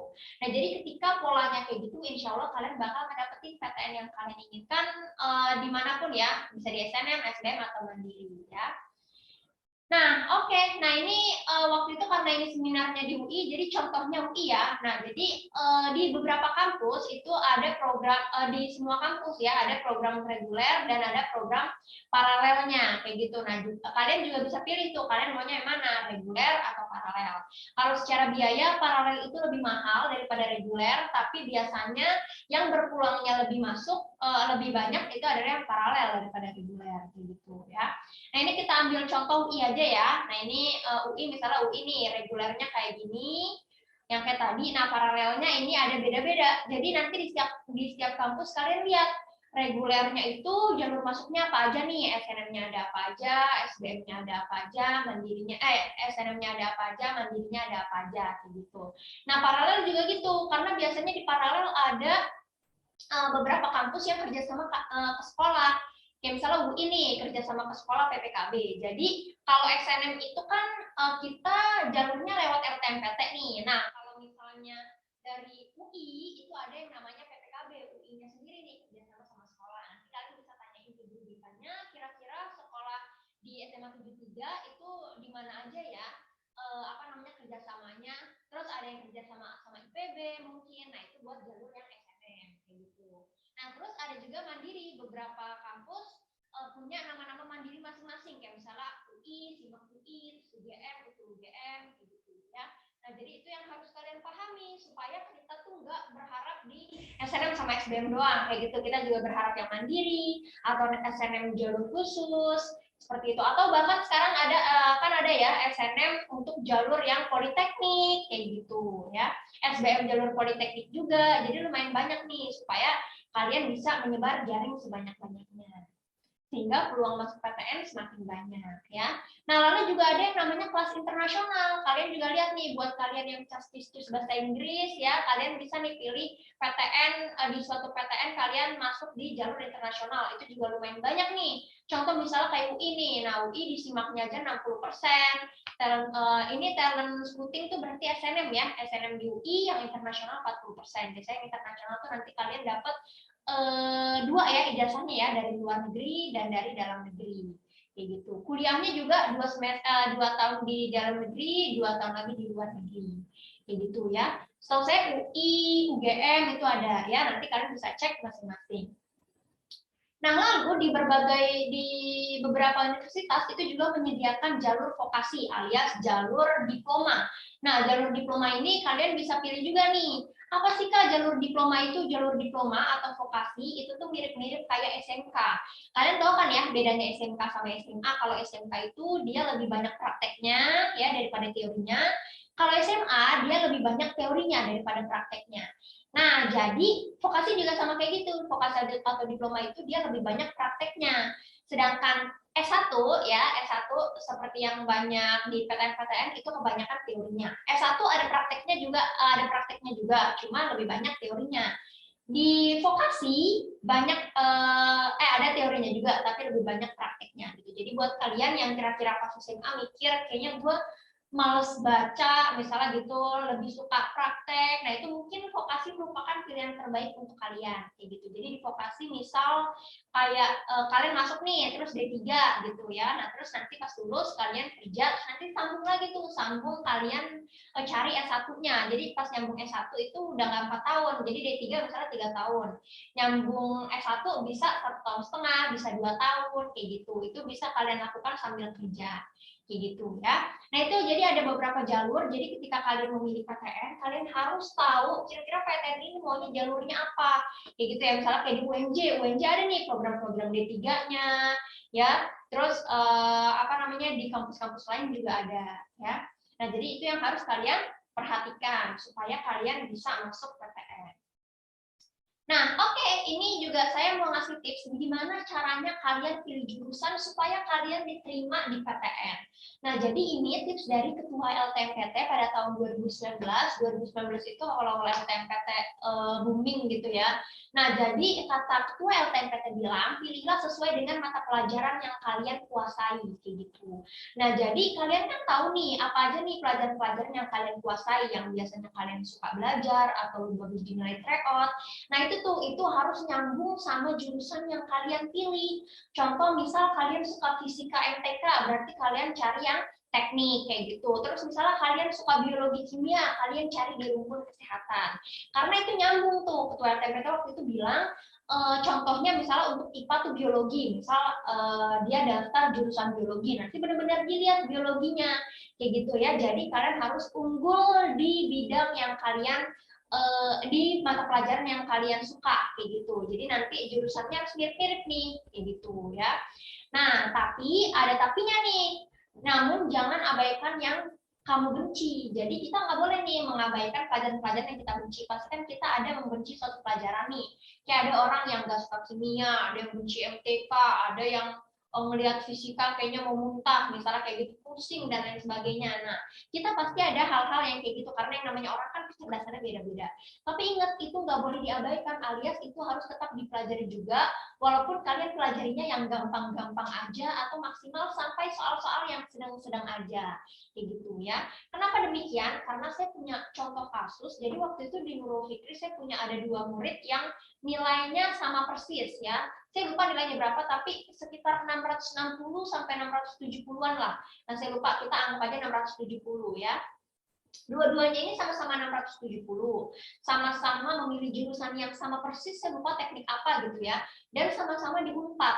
Jadi mereka mirip-mirip nih. Nah, terus kalau di Nurul Fikri itu kan ada nilainya ya. Jadi misal ada datanya nih, misal pengen masuk teknik di Unpad, nilai minimalnya berapa gitu. Nah, setelah saya konsulin, mereka berdua memenuhi syarat untuk mendaftar di Unpad ini, di jurusan teknik di Unpad ini. Akhirnya dua-duanya saya persilahkan untuk mendaftar. Nah, anehnya pas lagi pengumuman, saya kira kan dua-duanya bakal masuk nih. Ternyata yang satu masuk, yang satu enggak gitu ya. Nah, terus saya bingung kenapa bisa terjadi. Nah, terus pas saya lihat ternyata yang tidak masuk, yang tidak lolos itu adalah yang nilainya jomplang. Jadi karena dia suka banget hitungan, dia melupakan biologinya nih. Jadi dia nggak suka hafal-hafalan gitu kan. Nah, akhirnya nilai biologinya jomplang sama nilai fisikanya. Kan emang bener ya, dia udah sesuai nih, teknik sama fisikanya udah sesuai. Nah, tapi karena biologinya terlalu jelek, akhirnya PTN tidak mau menerima gitu ya. Nah, jadi tipsnya kayak gitu ya, harus memaksimalkan apa yang kalian suka ya, jurusan-jurusan pelajaran yang kalian suka itu benar-benar sesering mungkin, hampir setiap hari harus belajar pelajaran itu, apalagi pelajarannya yang nyambung banget sama jurusan yang kalian inginkan. Tapi ingat, buat pelajaran-pelajaran yang kalian benci jangan sampai ditinggalin banget. Minimal seminggu itu kalian bisa seminggu misalnya belajar 2 jam, 3 jam tentang pelajaran itu gitu. Nah, kalian sebar-sebar tuh di hari-harinya ya. Nah, itu tipsnya ya. Jadi emang ada orang-orang yang nilainya gede tapi nggak diterima. Itu banyak banget tersebar di Twitter, Instagram kayak gitu. Kok nilainya rata-ratanya gede tapi nggak diterima. Nah, kenapa itu bisa terjadi? Karena gitu, kalau dilihat secara subtel, secara pelajaran itu nilainya ada yang jomplang ya. Nah, itu jadi kalian harus berhati-hati. Oke, kita next ya.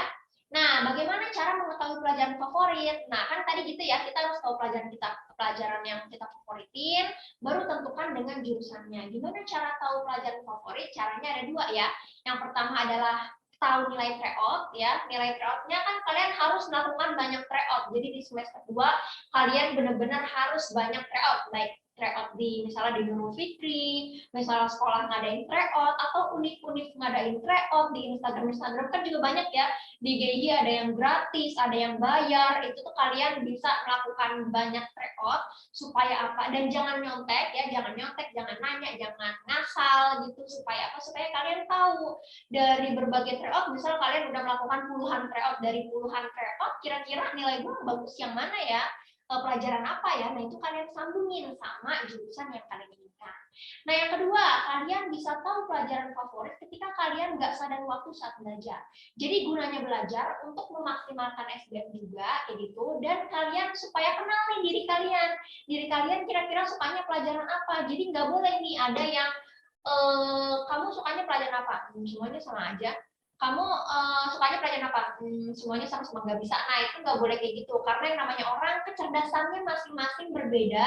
Nah, jadi kalian harus fokus belajar dan kalian bandingin nih. Misal ada pelajaran yang ketika kalian ngerjain pelajaran itu kayaknya waktu terasa lama. Ada yang mempelajari suatu pelajaran waktu terasa cepat.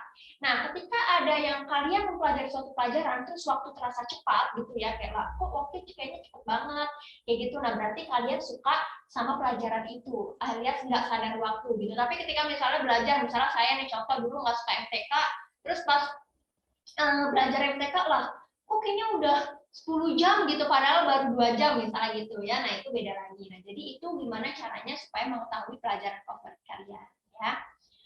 Nah, oke, selanjutnya adalah cara menempatkan pilihan. Ini adalah tips supaya kalian bisa nempatin SNM dan SBM ya, kira-kira yang mana ditaruh di pilihan pertama, yang mana ditaruh di pilihan kedua. Yang seperti kita ketahui kan pilihnya harus 2 ya.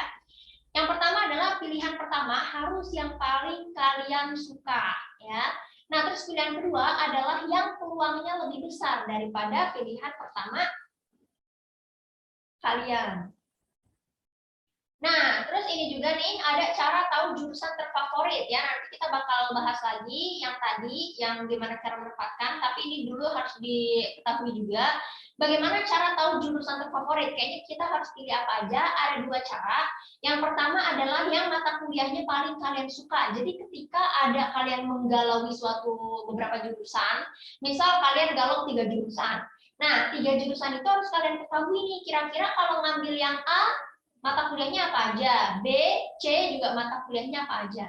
Kalian bisa cek di website, bisa cek di YouTube, kan ada tuh kakak-kakak senior yang nge-share mereka kira-kira mata kuliahnya apa aja. Kayak gitu itu kalian cari bisa di website itu juga bisa ya.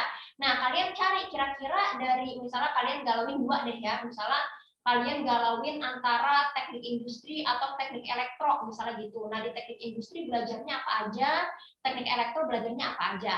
Kira-kira mana nih dari mata kuliah ini yang kalian ngerasa ini tuh tertarik dia pelajaran ini. Nah, semakin banyak yang tertarik di mata kuliah tersebut, berarti kalian suka sama jurusan itu, kayak gitu ya. Nah, terus yang kedua, yang banyak dicari perusahaan atau negara. Jadi ketika kalian ngegalauin 2 jurusan, terus kalian udah cek mata kuliahnya, ternyata kalian sama-sama nih, misalnya kayak dari jurusan yang kayak tadi tuh teknik industri kalian suka 10 mata kuliah. Dari jurusan teknik elektro kalian suka 10 mata kuliah misalnya gitu. Kok sama sih? Nah, tugas kalian selanjutnya adalah cari nih kira-kira di perusahaan atau di negara ya kalian bisa cari di kementerian-kementerian itu banyak diperluinnya jurusan apa ya, kan kayak tadi tuh industri sama elektro, kira-kira di perusahaan banyak kan yang cari industri apa elektro misalnya kayak gitu, kira-kira di kementerian banyak yang dibutuhin industri apa elektro. Nah, itu harus kalian cari supaya nanti apapun yang kalian pilih itu bisa bermanfaat buat bermanfaat di karir kalian di masa depan kayak gitu ya. Tapi ingat itu yang tips keduanya, yang pertama harus mata kuliahnya yang kalian sukai dulu kayak gitu ya, karena ketika kita suka sebuah jurusan terus misalnya mata yang dicari dikit gitu ya, perusahaan yang cari dikit, negara yang dicari dikit. Nah, tapi ketika kalian ahli, kalian bakal dicari sama perusahaan dan negara kayak gitu ya. Nah, jadi itu yang harus kalian perhatikan. Nah, selanjutnya adalah saya mau share gimana caranya melihat peluang yang besar. Kan kalau tadi yang pertama adalah yang jurusan favorit. Nah, gimana cara yang kedua, cara pilih jurusan yang di pilihan kedua? Caranya adalah lihat passing grade ya. Gimana caranya melihat passing grade? Caranya adalah dibagi ya antara daya tampung dan daya saing. Jadi daya tampung per daya saing. Biasanya di website LTMPT itu udah tersedia nih passing grade-nya ya. Nah, contoh nih, kita buka www.ltmpt.ac.id, terus nanti di bagian kiri itu ada SBM, ada SNM, bisa kalian pilih ya. Tapi kadang-kadang ini websitenya suka error. Biasanya kalau error tuh lagi diperbarui gitu ya, tapi nggak apa-apa, kalian harus coba setiap hari. Nah, yang pertama kita klik yang paling kiri, itu ada yang SBM, ada yang SNM ya, bisa kalian pilih. Nah, terus selanjutnya langkah kedua, kalian klik cari di daftar PTN, kira-kira kalian mau ngecek di PTN mana aja. Terus udah deh kalian klik yang lihat prodi ya setelah klik yang PTN-nya. Nah, terus abis buka PTN itu tuh banyak berbagai jurusan yang ada di PTN tersebut. Contoh karena ini saya ngekliknya UI ya, jadi ini keluar nih jurusan-jurusan yang ada di UI. Ini sosum ya. Jadi dibedain itu antara sosum sama yang saintek. Nah, terus abis itu di paling kanannya ini ada nih yang langkah kelima tuh ya, itu persentase. Nah, itu persentase itu yang dinamakan passing grade. Kayak gitu ya. Nah, passing grade ini adalah pembagian dari daya tampung sama jumlah peminat ya. Jadi ini setiap tahun berbeda, setiap jurusan berbeda, setiap kampus berbeda. Itu yang harus kalian lihat supaya kalian nggak salah pilih jurusan kayak gitu. Nah, cara melihat passing grade ini yang lebih kecil angkanya itu biasanya lebih susah masuknya ya. Contoh ini nih kayak ini nih 3,9 sama sebelahnya 8,44. Berarti 3,9 itu lebih susah masuknya daripada 8,44. Jadi ini ibarat baju ya, semakin besar gitu, semakin longgar, semakin gampang masuknya, semakin kecil, semakin ketat, semakin susah masuknya ya. Nah, jadi kalau bisa kalian nggak boleh mirip-mirip nih, memilih jurusannya, passing grade-nya nggak boleh mirip-mirip, misal yang sama-sama 3 koma gitu. Nah, itu tidak disarankan, karena ketika kalian mau masuk, misalnya pilihan 1 3 koma, pilihan 2 3 koma, nanti kalau pilihan pertamanya nggak masuk, ya udah deh pilihan keduanya jadi nggak masuk kayak gitu ya. Nah ini secara jumlah ya, ada secara kuantitas. Nanti kalau secara kualitas alias nilai, kalau mau masuk kampus ini berapa nilainya, itu nanti NF punya datanya ya. Jadi nanti mungkin kalian bisa cek ya di NF kayak gitu. Nah, terus ini ya, ini yang tadi saya katakan, passing grade semakin besar, nilainya semakin longgar, alias semakin mudah masuknya.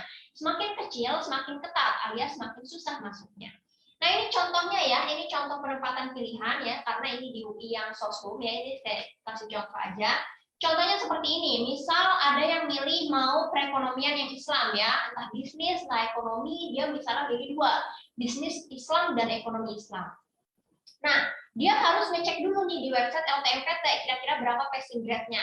Nah, setelah diketahui passing grade bisnis Islam 2,34, ekonomi Islam 4,4. Nah, ini lumayan ya, lumayan bagus karena ini bedanya 2 koma nih ya. 2 koma tuh udah lumayan bagus. Jadi jangan yang mirip-mirip sama-sama 2 koma atau yang agak mirip, yang satu 2 koma, yang satu 3 koma. Nah, itu kurang disarankan. Jadi lebih baik nih yang bedanya 2 koma, 3 koma seperti ini ya supaya aman. Dan dengan syarat bisnis Islam harus lebih dia sukai daripada ekonomi Islam begitu ya. Karena ketika kalian asal-asalan pilih SNM misalnya gitu, itu tuh kalian udah nggak bisa SBM lagi. SBM tahun ini, tahun depan tuh udah nggak bisa lagi. Jadi harus berhati-hati. Nah, jadi seperti ini bisnis Islamnya harus kalian suka. Terus misal ada yang bilang, tapi saya lebih suka di pilihan keduanya Kak. Nah, ya udah, pilihan pertama kalian hempaskan, lalu pilihan kedua itu dinaikkan di pilihan pertama. Lalu pilihan kedua, cari lagi nih, cari misalnya kalian pengen banget UI-nya, kalian cari jurusan-jurusan UI yang nilainya di bawah 4,40 kayak gitu. Atau misalnya kalian kepengen jurusannya, kepengen ekonomi Islamnya, berarti kalian cari nih yang di PTN-PTN yang menyediakan ekonomi Islam, tapi nilainya kurang dari 4,40 kayak gitu ya, bisa 5,5 komaan, bisa 6 komaan kayak gitu ya. Jadi itu gimana tipsnya? Karena kadang-kadang PTN tuh bukan emang sih kayak rajin-rajin belajar kayak gitu, tapi ketika kalian udah rajin belajar, tahu triknya, insya Allah kalian bisa ngedapetin PTN dan jurusan yang kalian inginkan kayak gitu ya. Karena ada misalnya kayak yang satu pinter nih, yang satu biasa aja, terus yang biasa aja masuk, yang pinter misalnya nggak masuk. Nah, karena apa? Karena mungkin dia kurang misalnya pilihnya kurang tepat seperti itu ya. Jadi ada beberapa faktor seperti itu. Nah, oke, terus selanjutnya ini ada sistem penilaian UTBK ya. Nah, jadi bagaimana sistem dan pembobotan UTBK ya. Nah, jadi ketika kalian mengerjakan soal ya, soal-soal UTBK, terus nanti soal-soal UTBK-nya udah dikumpulin nih sama LTMPT, hal pertama yang dilakukan oleh LTMPT adalah pembobotan soal ya. Nah, jadi soal-soal SBM itu emang sih kebanyakan yang susah. Nah, tapi nggak semuanya susah, ada yang susah, ada yang sedang, ada yang gampang. Bahkan waktu itu anak-anak pada yang bilang, waktu itu ada SBM fisika, terus ada yang bilang kayak, Kak, masa tadi ada fisika tuh yang keluar kayak fisika kelas 7 kayak gitu, itu kan berarti gampang. Tapi ada yang bilang, Kak, masa fisika ada yang soalnya semua kata-kata, tapi pilihannya tuh angka gitu. Nah, jadi bingung ya. Nah, jadi itu tuh, ada yang susah, ada yang gampang. Nah, soal-soal itu dibobotkan oleh pihak LTMPT setelah kalian mengerjakan soal. Jadi ketika soal itu banyak yang jawab benar, nanti soalnya tuh semakin kecil bobot soalnya. Ketika ada soal, terus orang-orang jarang ngerjain, jarang yang benar pada salah, nanti bobot soalnya semakin besar. Semakin besar bobot soal, nilai kalian semakin besar. Semakin besar juga peluang kalian untuk masuk PTN. Kayak gitu ya. Nah, setelah LTMPT melakukan pembobotan soal, baru deh mengurutkan nilai total peserta. Jadi LTMPT itu tugasnya membobotkan soal ya. Nah, terus anak-anaknya nih, siswa-siswanya nanti ketika udah punya totalnya dikirimkan ke jurusan dan PTN masing-masing. Nah, lalu baru deh itu tugas jurusan dan PTN mengurutkan nilai siswa dari yang terendah sampai dari yang tertinggi sampai yang terendah. kayak gitu ya. Terus nanti dicek nih kira-kira yang kayak tadi saya bilang, kalau fisika kalau teknik dilihat fisika MTK-nya, kesehatan dilihat kimia biologinya, ya terus nanti dilihat kuantitatifnya, dilihat TPS yang lain kayak gitu. Nah ini contoh pembobotan soal. Misal ada soal nomor 1, pas dilihat soal nomor 1 yang menjawab itu ada 100 orang, misalnya gitu, yang menjawab benar ada 100 orang misalnya ini ya. Nah terus berarti nilai bobot soalnya nomor 1 tuh 0,7. Jadi ketika ada orang yang nomor 1 benar, nanti bobotnya tuh 0,7. Nah terus nomor 2, nomor 2 ternyata yang menjawab soalnya ada 200 orang, berarti lumayan. Nah jadi ya udah 0,5, sedang-sedang gitu ya bobotnya. Nah terus ada soal nomor 3, ternyata yang menjawab benar ada 400 orang, banyak banget. Nah nanti bobot soalnya semakin kecil, misal contoh 0,3.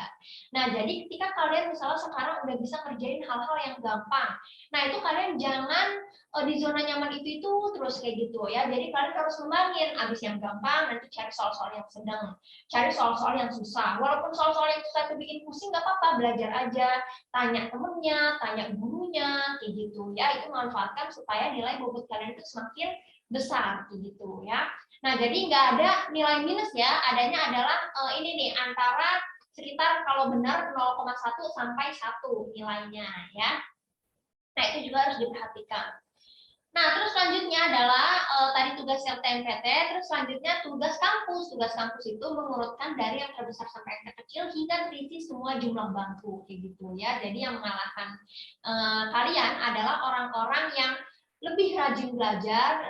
Jadi siapapun yang lebih rajin belajar, dia akan mendapatkan bangku PTN. Jadi sekarang harus adu-adu rajin belajar nih, supaya insya Allah kalian yang mendapatkan bangku PTN tersebut. Jadi ketika kalian ada rasa malas belajar, mager ngambil buku dan lain sebagainya, kalian harus pikir, pesaing-pesaing kalian itu lagi pada belajar. Jadi ketika kalian lagi nggak belajar, jangan sampai mereka yang belajar itu merebutin bangku yang kalian inginkan. Gitu ya. Nah, jadi gitu, yang gagal-gagal di SBM itu biasanya karena kalah saing sama teman-temannya yang bobot soalnya lebih tinggi, kayak gitu ya. Jadi harus belajar supaya bobot nilai kalian tinggi. Nah, oke, selanjutnya masih ada waktu setengah jam lagi. Saya bakal ngejelasin tips supaya kalian dapat SNM, SBM, dan mandiri ya. Nah, supaya diterima SNMPTN ada 3 hal ya, ada 3 faktor ya. Kayaknya waktu itu juga udah saya sampaikan. Yang pertama, nilainya harus stabil cenderung naik ya.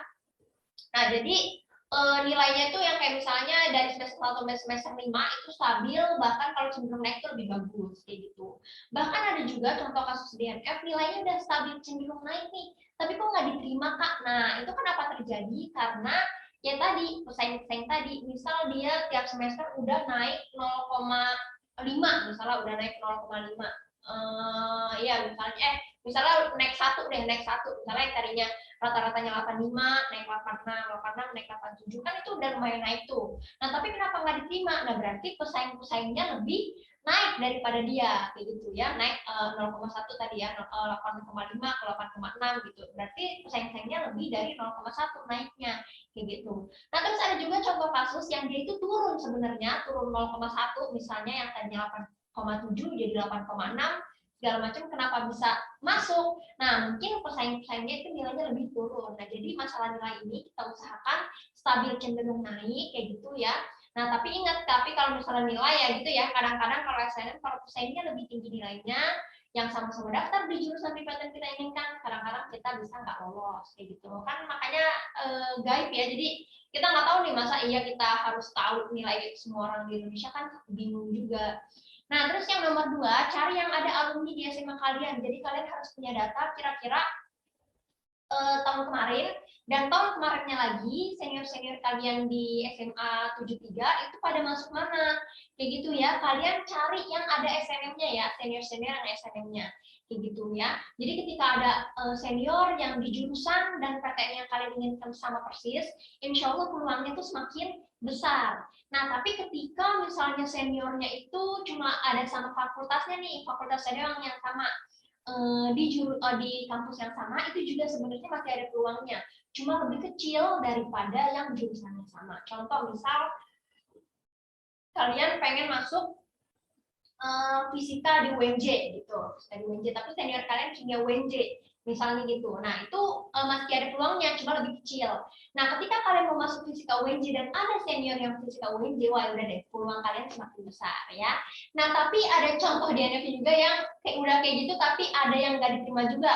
Nah, itu karena apa? Karena seniornya juga harus pinter di kampusnya. Jadi nanti kampus lihat nih, mana senior-senior kalian yang pintar. Senior itulah yang bisa membawa adik kelasnya untuk masuk jurusan tersebut ya. Nah, jadi makanya SNMPTN kenapa kayak seperti itu ya. Jadi harus ada senior, tapi senior tergantung seniornya juga bisa ngebawa kalian atau enggak. Kita kan nggak tahu ya nilai senior berapa, masa iya kita nanya DM tiba-tiba kan nggak juga ya.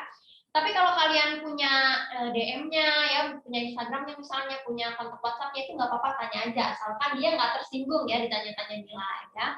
Nah, terus yang ketiga, masukkan sertifikat. Nah, sertifikat ini adalah jalur tol di SNMPTN. Jadi ketika kalian punya sertifikat, mau sertifikat apapun ya, terserah, itu bisa membuat kalian bisa lolos PTN. Kayak gitu. Saya punya contoh, jadi saya punya ada teman saya itu dia SMA-nya dari Banten. Saya lupa SMA berapa, tapi dia bilang SMA-nya biasa aja. Bahkan seniornya nggak ada yang masuk FEUI ya, Fakultas Ekonomi UI. Dia kan waktu itu pengen masuk Fakultas Ekonomi UI. Jadi seniornya nggak ada yang di situ, terus sekolahnya biasa aja. Nilainya dia 85. 85 tuh sebenarnya lumayan rata-ratanya. Cuma kalau untuk masuk UI gitu ya, Ekonomi UI, dia akuntansi UI, itu dia susah banget. Karena kalau kayak di NF, SNMPTN, akuntansi UI itu kalau nggak salah hampir-hampir 90, tapi nilai dia 85. Nah, tapi yang uniknya dia pernah 10 kali ikut lomba selama SMA. Jadi ini anak emang rajin dan demen banget ikut lomba. Nah, akhirnya dia masukkan sertifikat tersebut dan akhirnya dia lolos di akuntansi UI. Kayak gitu. Dan karena nilai dia bagus, junior-juniornya, ada adik-adik kelasnya itu juga bisa masuk. Nah, jadi seperti itu ya, itu adalah 3 hal yang bisa memasukkan kalian di jalur SNM ya. Nah, tapi yang seperti saya tadi bilang, setelah daftar udah lupain aja dan terus bersemangat belajar SBMPTN ya. Tapi itu nilai, alumni, dan sertifikat. Oke, ini kalau ada yang mau nanya nanti ya di akhir ya, nanti bakal ada sesi tanya jawab. Oke, selanjutnya, nah ini esai ya. Nah, ini ada beberapa PTN yang kayak tadi saya bilang, ada PTN yang bekerja sama sekolah buat SNMPTN, atau ada beberapa mandiri yang nanti kalian disuruh menulis esai ya.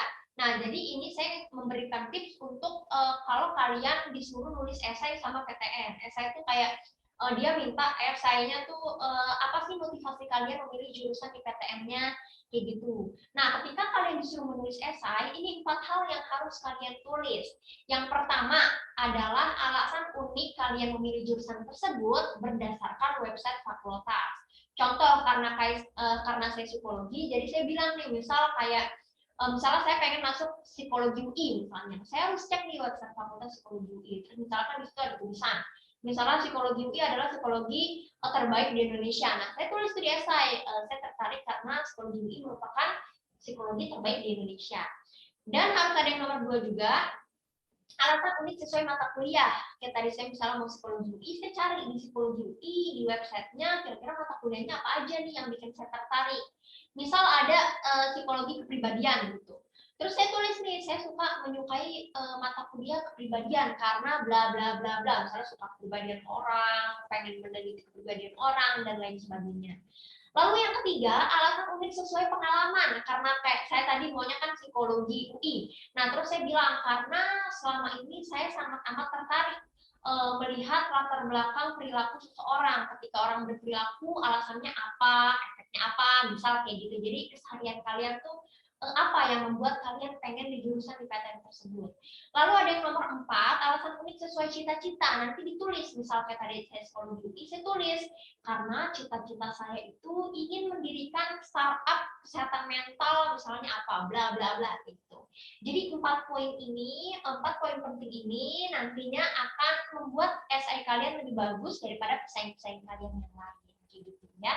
Ini bisa kalian screenshot, bisa kalian foto juga ya untuk kalian yang misalnya pengen daftar SNM dari beberapa kampus. Nah, oke, terus ini ada strategi memaksimalkan UTBK. Gimana caranya supaya nilai UTBK kalian tinggi? Ini cara-caranya ya. Yang pertama, ya jelas aja banyak berlatih soal-soal ya. Semakin banyak kalian latihan soal, semakin ada kemungkinan soal yang kalian pelajari itu nanti keluar di UTBK. Jadi yang namanya UTBK alias SBMPTN itu bukan lomba pinter-pinteran ya, karena orang pinter tuh bisa aja nggak lolos kayak gitu, tapi lomba rajin-rajinan ngerjain soal ya. Nah jadi kalian, buat kalian yang merasa ini gue biasa aja deh, itu kalian jangan khawatir ketika kalian memaksimalkan sisa waktu ini ya. Saya lupa SBM tanggal berapa, kira-kira misalnya April ya, kalian maksimalkan Februari, Maret, dan April ya, itu belajar mati-matian. Insya Allah kalian bisa masuk PTN walaupun misalnya nilai TROT kalian tadi nilai TROT saya masih kecil, nggak apa-apa, kejar aja semaksimalnya ya supaya kalian bisa masuk. Karena ya gitu, yang masuk bukan yang pintar doang, tapi yang banyak berlatih soal-soal.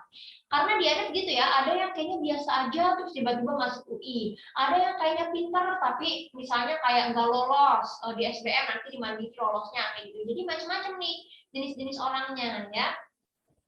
Nah, terus yang kedua, kerjakan 10 tahun sebelumnya. Maksudnya kerjakan soal-soal 10 tahun sebelumnya. Nah, 10 tahun ini kayak udah optimal banget nih. Ketika kalian benar-benar pengen bersemangat maksimalin diri, itu kalian bisa mengerjakan 10 tahun sebelumnya, alias misal dari 2012.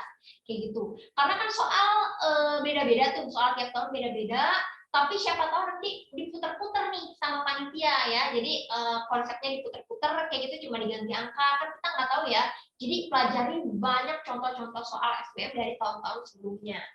Nah, terus yang ketiga, tryout, banyak-banyak tryout untuk simulasi ya. Jadi biar kalian terbiasa. Jadi nanti pas UTBK beneran itu tuh kalian udah lebih santai, terus udah tahu nih konsep kalian konsentrasi seperti apa, karena konsentrasi orang beda-beda ya. Jadi semakin sering tryout kalian bisa berlatih konsentrasi, berlatih fokus dari hal-hal yang mengganggu kayak gitu. Jadi sehingga pas di UTBK beneran kalian semakin fokus, semakin bagus, otak kalian juga semakin jago gitu untuk melahap soal-soal SBM.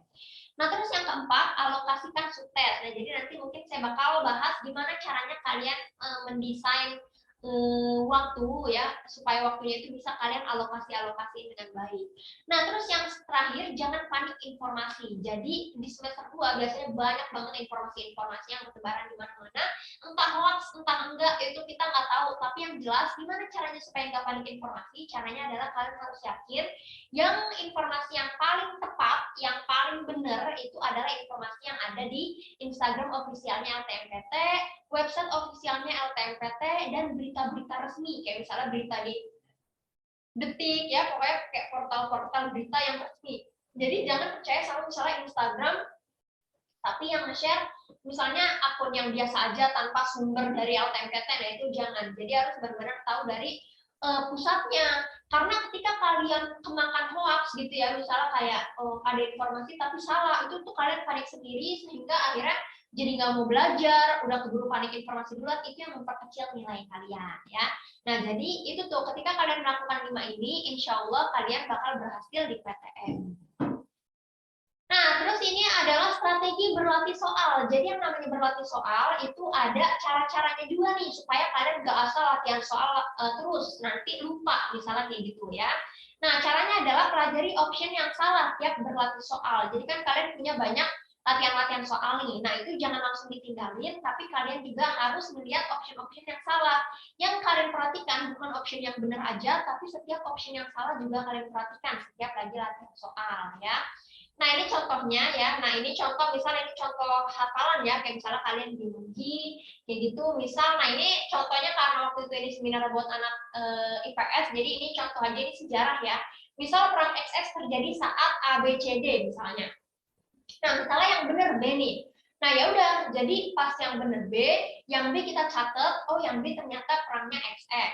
Yang A, C, D, kira-kira yang terjadi perang apa ya? Yang A, ini 1800 terjadi perang apa? C, terjadi peristiwa apa, perang apa, D, terjadi peristiwa apa, perang apa, sehingga setiap latihan soal, satu soal aja nih, kalian bisa berapa tuh? 4, ada 4 poin yang kalian tahu gitu. Nah, saya lupa deh, UTBK sampai E atau sampai D. Ketika sampai E, berarti kan ada 5 poin yang kalian tahu. Kalau ini ada 4 poin yang kalian tahu. Jadi, misalnya 4 poin nih, setiap soal 4 poin yang kalian tahu. Jadi, setiap kalian belajar dalam sehari nih 10 soal UTBK aja. Nah, itu berarti udah ada 40 poin yang kalian hafalkan. Jadi, untuk mempersiapkan UTBK, kalian harus punya buku-bukunya nih, buku tulis berbeda. Misalnya ada buku catatan khusus kimia, khusus biologi, khusus fisika, misalnya kayak gitu, beda-beda ya. Nah, setiap latihan soal kalian tulis, misal latihan soal biologi itu kalian tulis tuh, misal nomor 1 di buku soal misalnya. Nah, itu kan ada nih, ada 4 soal nih, ada 1 soal, ada 4 option, berarti ada 4 poin yang harus kalian pelajari. Nah, 4 poin itu kalian catat ya. Nah, jadi semakin banyak tuh, jadi nanti setiap weekend gitu ya, misalnya weekend kalian latihan soal nih, misalnya setiap minggu. Ya udah tinggal baca-baca nih. Jadi kalian sisakan waktu misalnya sehari nih. Baca-baca dari hari Senin sampai Sabtu udah ngerjain soal berapa aja nih. Nah, nanti kan ada tuh poinnya di buku. Nah, poin-poin itu kalian hafalin. Jadi minggu khusus untuk menghafalkan apa yang sudah kalian kerjakan kayak gitu ya. Atau misal H-1 SBM, misalnya H-1 atau H-2 SBM, itu tuh kalian lebih baik daripada kalian masih ngerjain soal segala macam. H-2 H-1 atau H-2 kalian tinggal baca buku itu ya. Jadi kayak setiap minggu kalian baca buku catatan itu, dan H-1 atau H-2 kalian baca ulang lagi supaya apa? Supaya materinya nempel di otak kalian. Kayak gitu ya. Jadi H-1, H-2 selain istirahat, selain biar rileks, itu kalian tinggal baca-baca ulang. Kayak gitu ya. Nah, itu untuk yang hafalan. Lalu ini untuk yang hitungan ya. Misal ini contoh aja ya, ada rumus ada soal A plus B plus C misalnya. Berapa nih hasilnya ya? Nah, terus udah dikasih tahu nih sama gurunya kalau hasilnya yang A 10 misalnya. Nah, ya udah B C D-nya juga kita hitung. Jadi misalnya B 20. Kalau jawabannya 20, kira-kira soalnya kayak gimana? Bikin soal yang jawabannya 20. C, jawabannya 30. Kalau jawabannya 30, kira-kira soalnya kayak gimana? Bikin soalnya. D, jawabannya 40, kira-kira soalnya kayak gimana? Bikin soalnya. Jadi, kalau ada yang benar, tulis caranya, ya, tulis cara mendapatkan si 10. Jika ada option-option yang salah, setiap option itu bikin soalnya. Kayak gitu. Ini buat apa? Ini buat supaya dalam satu soal, kalian mempelajari 4 kali. Jadi 4 kali tuh otak kalian nyarinya, supaya makin nempel. Karena kalau 1 kali, biasanya anak-anak masih bingung, nggak ngerti. 2 kali udah mulai paham, tapi belum udah mulai ngerti tapi belum terlalu paham banget gitu. Yang ketiga udah mulai nih pemahamannya makin kencang. Yang keempat biasanya nanti bisa nempel di otak kalian gitu. Karena apa? Karena nanti soal SBM itu kan susah-susah banget tuh. Nah, jadi ketika kita cuma tahu cara, kadang-kadang tuh kita lupa. Misalnya kalau caranya diubah-ubah gitu nanti di UTBK akhirnya kalian ambiar gitu kan. Gimana nih caranya?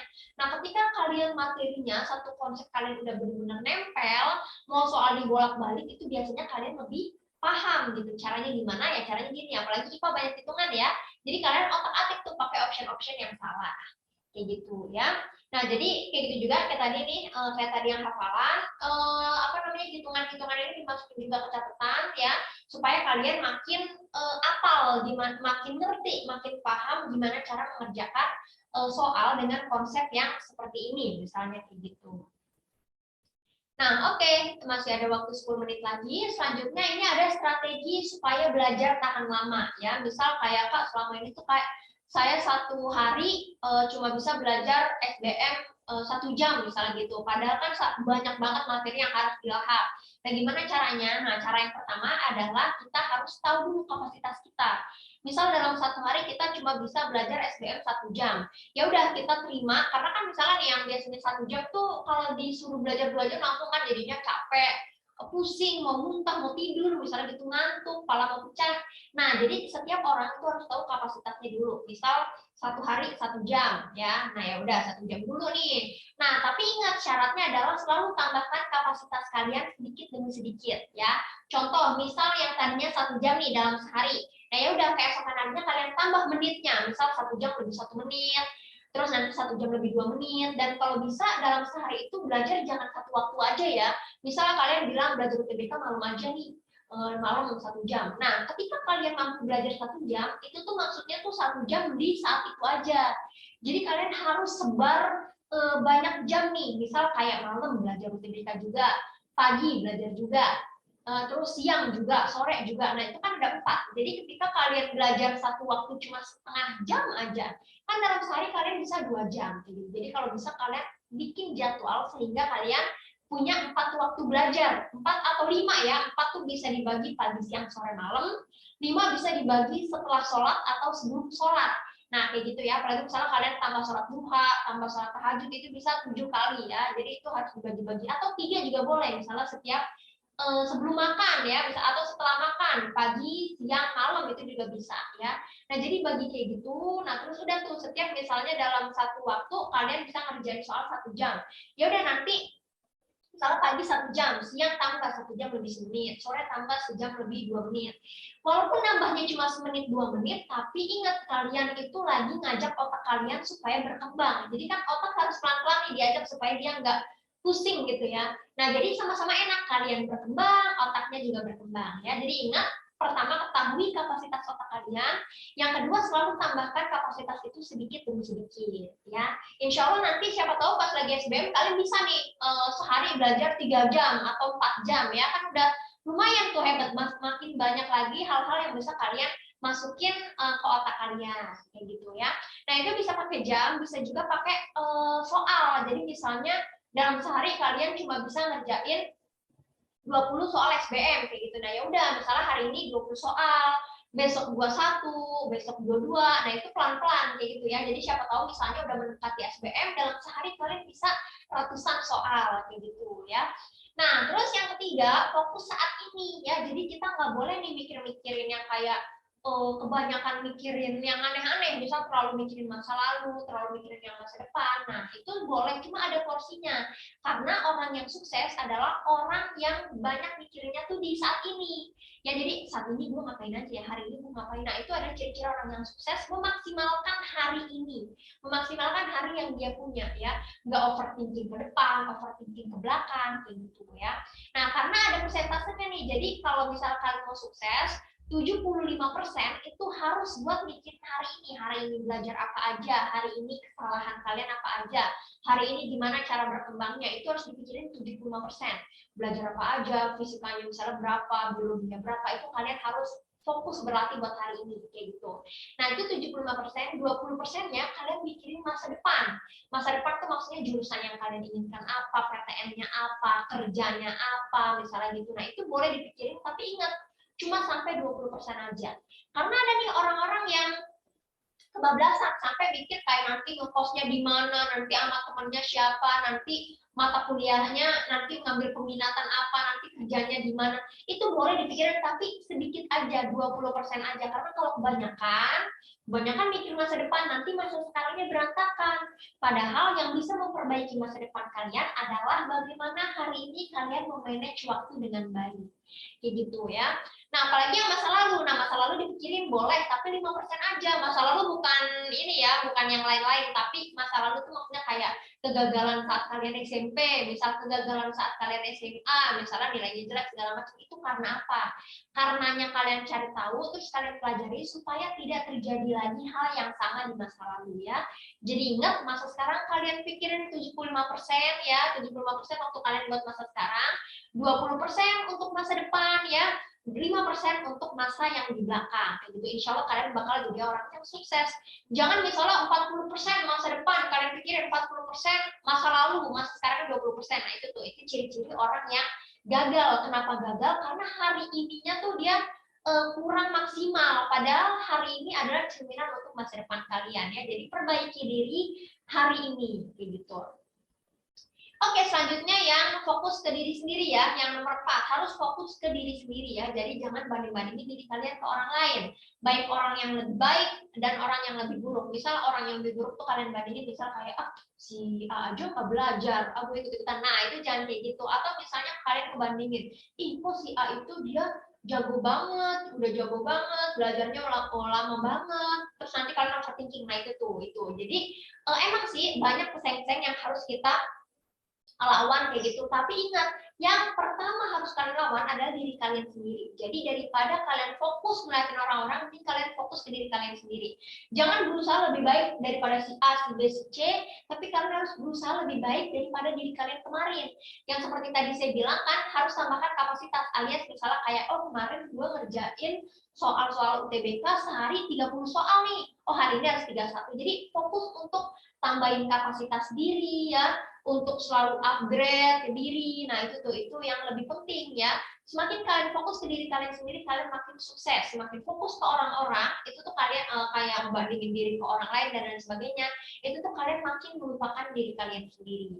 Kayak gitu. Karena ketika kita fokus diri sendiri nih, insya Allah udah tuh diri kita aja udah bisa kita kalahkan gitu ya. Nah, orang-orang insya Allah bisa kita kalahkan. Karena yang paling musuh terbesar kita adalah diri sendiri. Kita nggak mungkin nih nggak belajar gara-gara orang. Pernah nggak belajar gara-gara orang? Mungkin pernah ya, tapi sebenarnya enggak. Misal kayak teman saya soalnya ngajak main lah, yang mau siapa? Nah, berarti diri kalian dong yang salah kayak gitu ya. Jadi fokus ke diri sendiri karena diri kalian adalah musuh terberat kalian ya. Nah, oke, ini masih ada waktu 5 menit lagi. Ini strategi UTBK semester 1 ya. Ini yang kemarin sih ya, UTBK semester 1. Nah, ini yang semester 2 ya, strategi UTBK semester 2. Yang pertama, seperti saya bilang, setelah memilih SNMPTN, anggap nggak ada yang namanya SNMPTN. Jadi, memilih SNMPTN harus pakai trik ya, nanti mungkin akan dibantu sama NF ya. Nah, setelah udah milih, ingat yang saya bilang, nggak usah mikirin lagi, karena kalau misalnya kita terlalu mikirin, terlalu berharap sama SNMPTN, nanti pas di nauzubillah ditolak, ada waktu-waktu yang kita buang untuk galau, nangis lah, dan lain sebagainya, itu membuang waktu kalian untuk belajar SBM.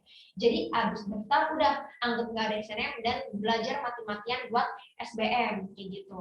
Nah, terus yang kedua, kejar cita-cita setinggi langit agar motivasi belajar menjadi tinggi. Jadi kalian harus punya cita-cita jangka panjang, nanti cita-cita kalian jadi apa kayak gitu ya. Terus misalnya kayak kalian punya PTN yang menurut kalian masih bisa diraih, cuma harus pakai usaha kayak gitu. Jadi jangan yang misalnya kalian langsung cari gampangnya aja. Nah, itu nggak kayak gitu ya. Mumpung masih ada waktu sekitar 3 bulan lagi ya, benar ya, sekitar 3 bulan lagi kalian benar-benar mati-matian berusaha mendapatkan PTN yang kalian inginkan. Terus yang ketiga, hamil seminggu pendaftaran harus punya jurusan rasional. Nah, ini saya sebenarnya udah punya datanya nih, tanggal-tanggalnya, tapi saya masih lupa-lupa. Kalian catat kira-kira SBM ya, SBM-nya daftarnya kapan. Hamil seminggu, kalian langsung udah ubah diri, alias ubah ubah pilihannya. Misal kayak kalian pilih kan tadi tuh saya bilang tuh cari PTN yang kira-kira masih sanggup, cuma harus berusaha kayak gitu. Nah, pas hamil seminggu kan kalian udah punya banyak nilai TO nih. Lihat nilai TO kalian kebanyakan nilainya berapa ya. Nah, terus nanti bilang nanti mungkin ada konsultasi sama NF gitu ya. Nanti tanya nilai ini cocoknya di mana. Jadi hamil seminggu itu bukan tentang apa yang kalian mau. Hamil seminggu itu daftar apapun yang kalian bisa ya. Jadi beda nih. Kalau masih Januari, Februari, Maret ya, maksudnya masih yang bulan-bulan Januari, Februari yang masih jauh lah ya, itu tuh cari yang kalian mau. Jadi berusaha supaya apa? Supaya kalian makin rajin belajarnya. Karena ketika kita punya impian dan impian kita itu di atas kapasitas kita makin rajin nih ngejarnya gitu. Kayak misalnya kita nih pengen masuk misalnya UNJ gitu, UNJ misalnya susah gitu menurut kita, menurut saya misalnya UNJ susah nih, oh yaudah berarti harus belajar sampai jam 11 misalnya, harus belajarnya banyak kayak gitu. Nah, tapi ingat, hamil seminggu bukan yang kita mau, tapi apapun yang kita bisa, nilainya berapa, misalnya nilai kalian udah 600 nih, terus cari di NF yang kira-kira aman, kira-kira 580 atau 590 tuh udah bisa. Jadi cari yang aman di hamil seminggu kalian daftar UTBK kayak gitu ya. Nah, terus ini ya, strategi bagi waktu 1 UTBK ini karena ini yang tahun lalu ya, jadi ini belum saya perbaiki. Mungkin di kesempatan lain saya bakal kasih tahu gimana caranya bikin waktunya supaya kalian bisa membagi waktu dengan baik ya. Bisa sebenarnya bisa sih ya, kan dari tryout kita tahu ya jamnya berapa aja, misalnya kayak TPS berapa jam, TKA berapa jam, itu nanti kalian bagi-bagi waktu sesuai dengan tryout kalian. Kan kalau tryout suka mirip-mirip tuh jamnya tuh. Nah, kalian juga bisa cari tahu di website udah ada ya. Ini saya udah catat tapi lupa, materinya nggak ada di sini. Kira-kira TPS-nya berapa jam, TKA-nya berapa jam, nanti dibagi 4. Kan TKA ada 4, TPS ada 4 tuh, 4 pelajaran, nanti dibagi 4, nanti dibagi-bagi tuh waktunya ya. Nanti insya Allah kalau di kesempatan lain ya, kan BIP ada 3 pertemuan nih. Nanti di kesempatan lain bakal saya bahas bagaimana strategi bagi waktu ya. Nah, ini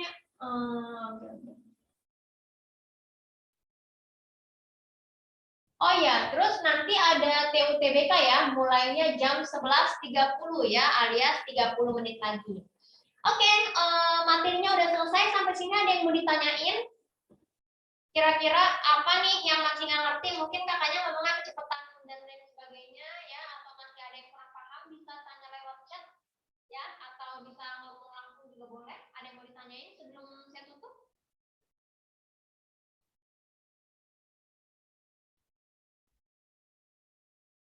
Oke, nggak ada ya kayaknya ya. Apakah cukup jelas?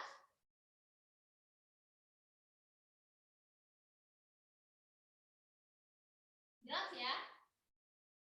Jelas, Kak. Oke. Oke, terima kasih atas jawabannya. Semoga bermanfaat. Kalian harus semangat belajar ya.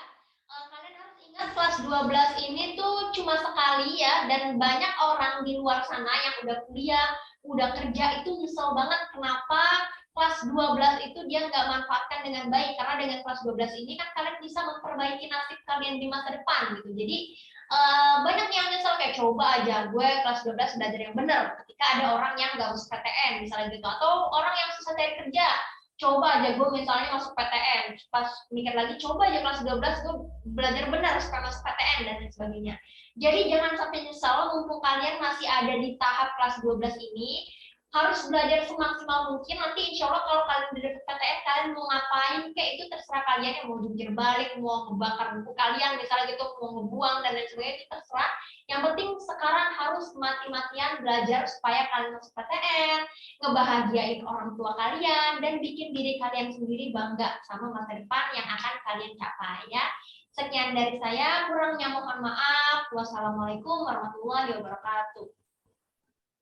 Waalaikumsalam warahmatullahi wabarakatuh.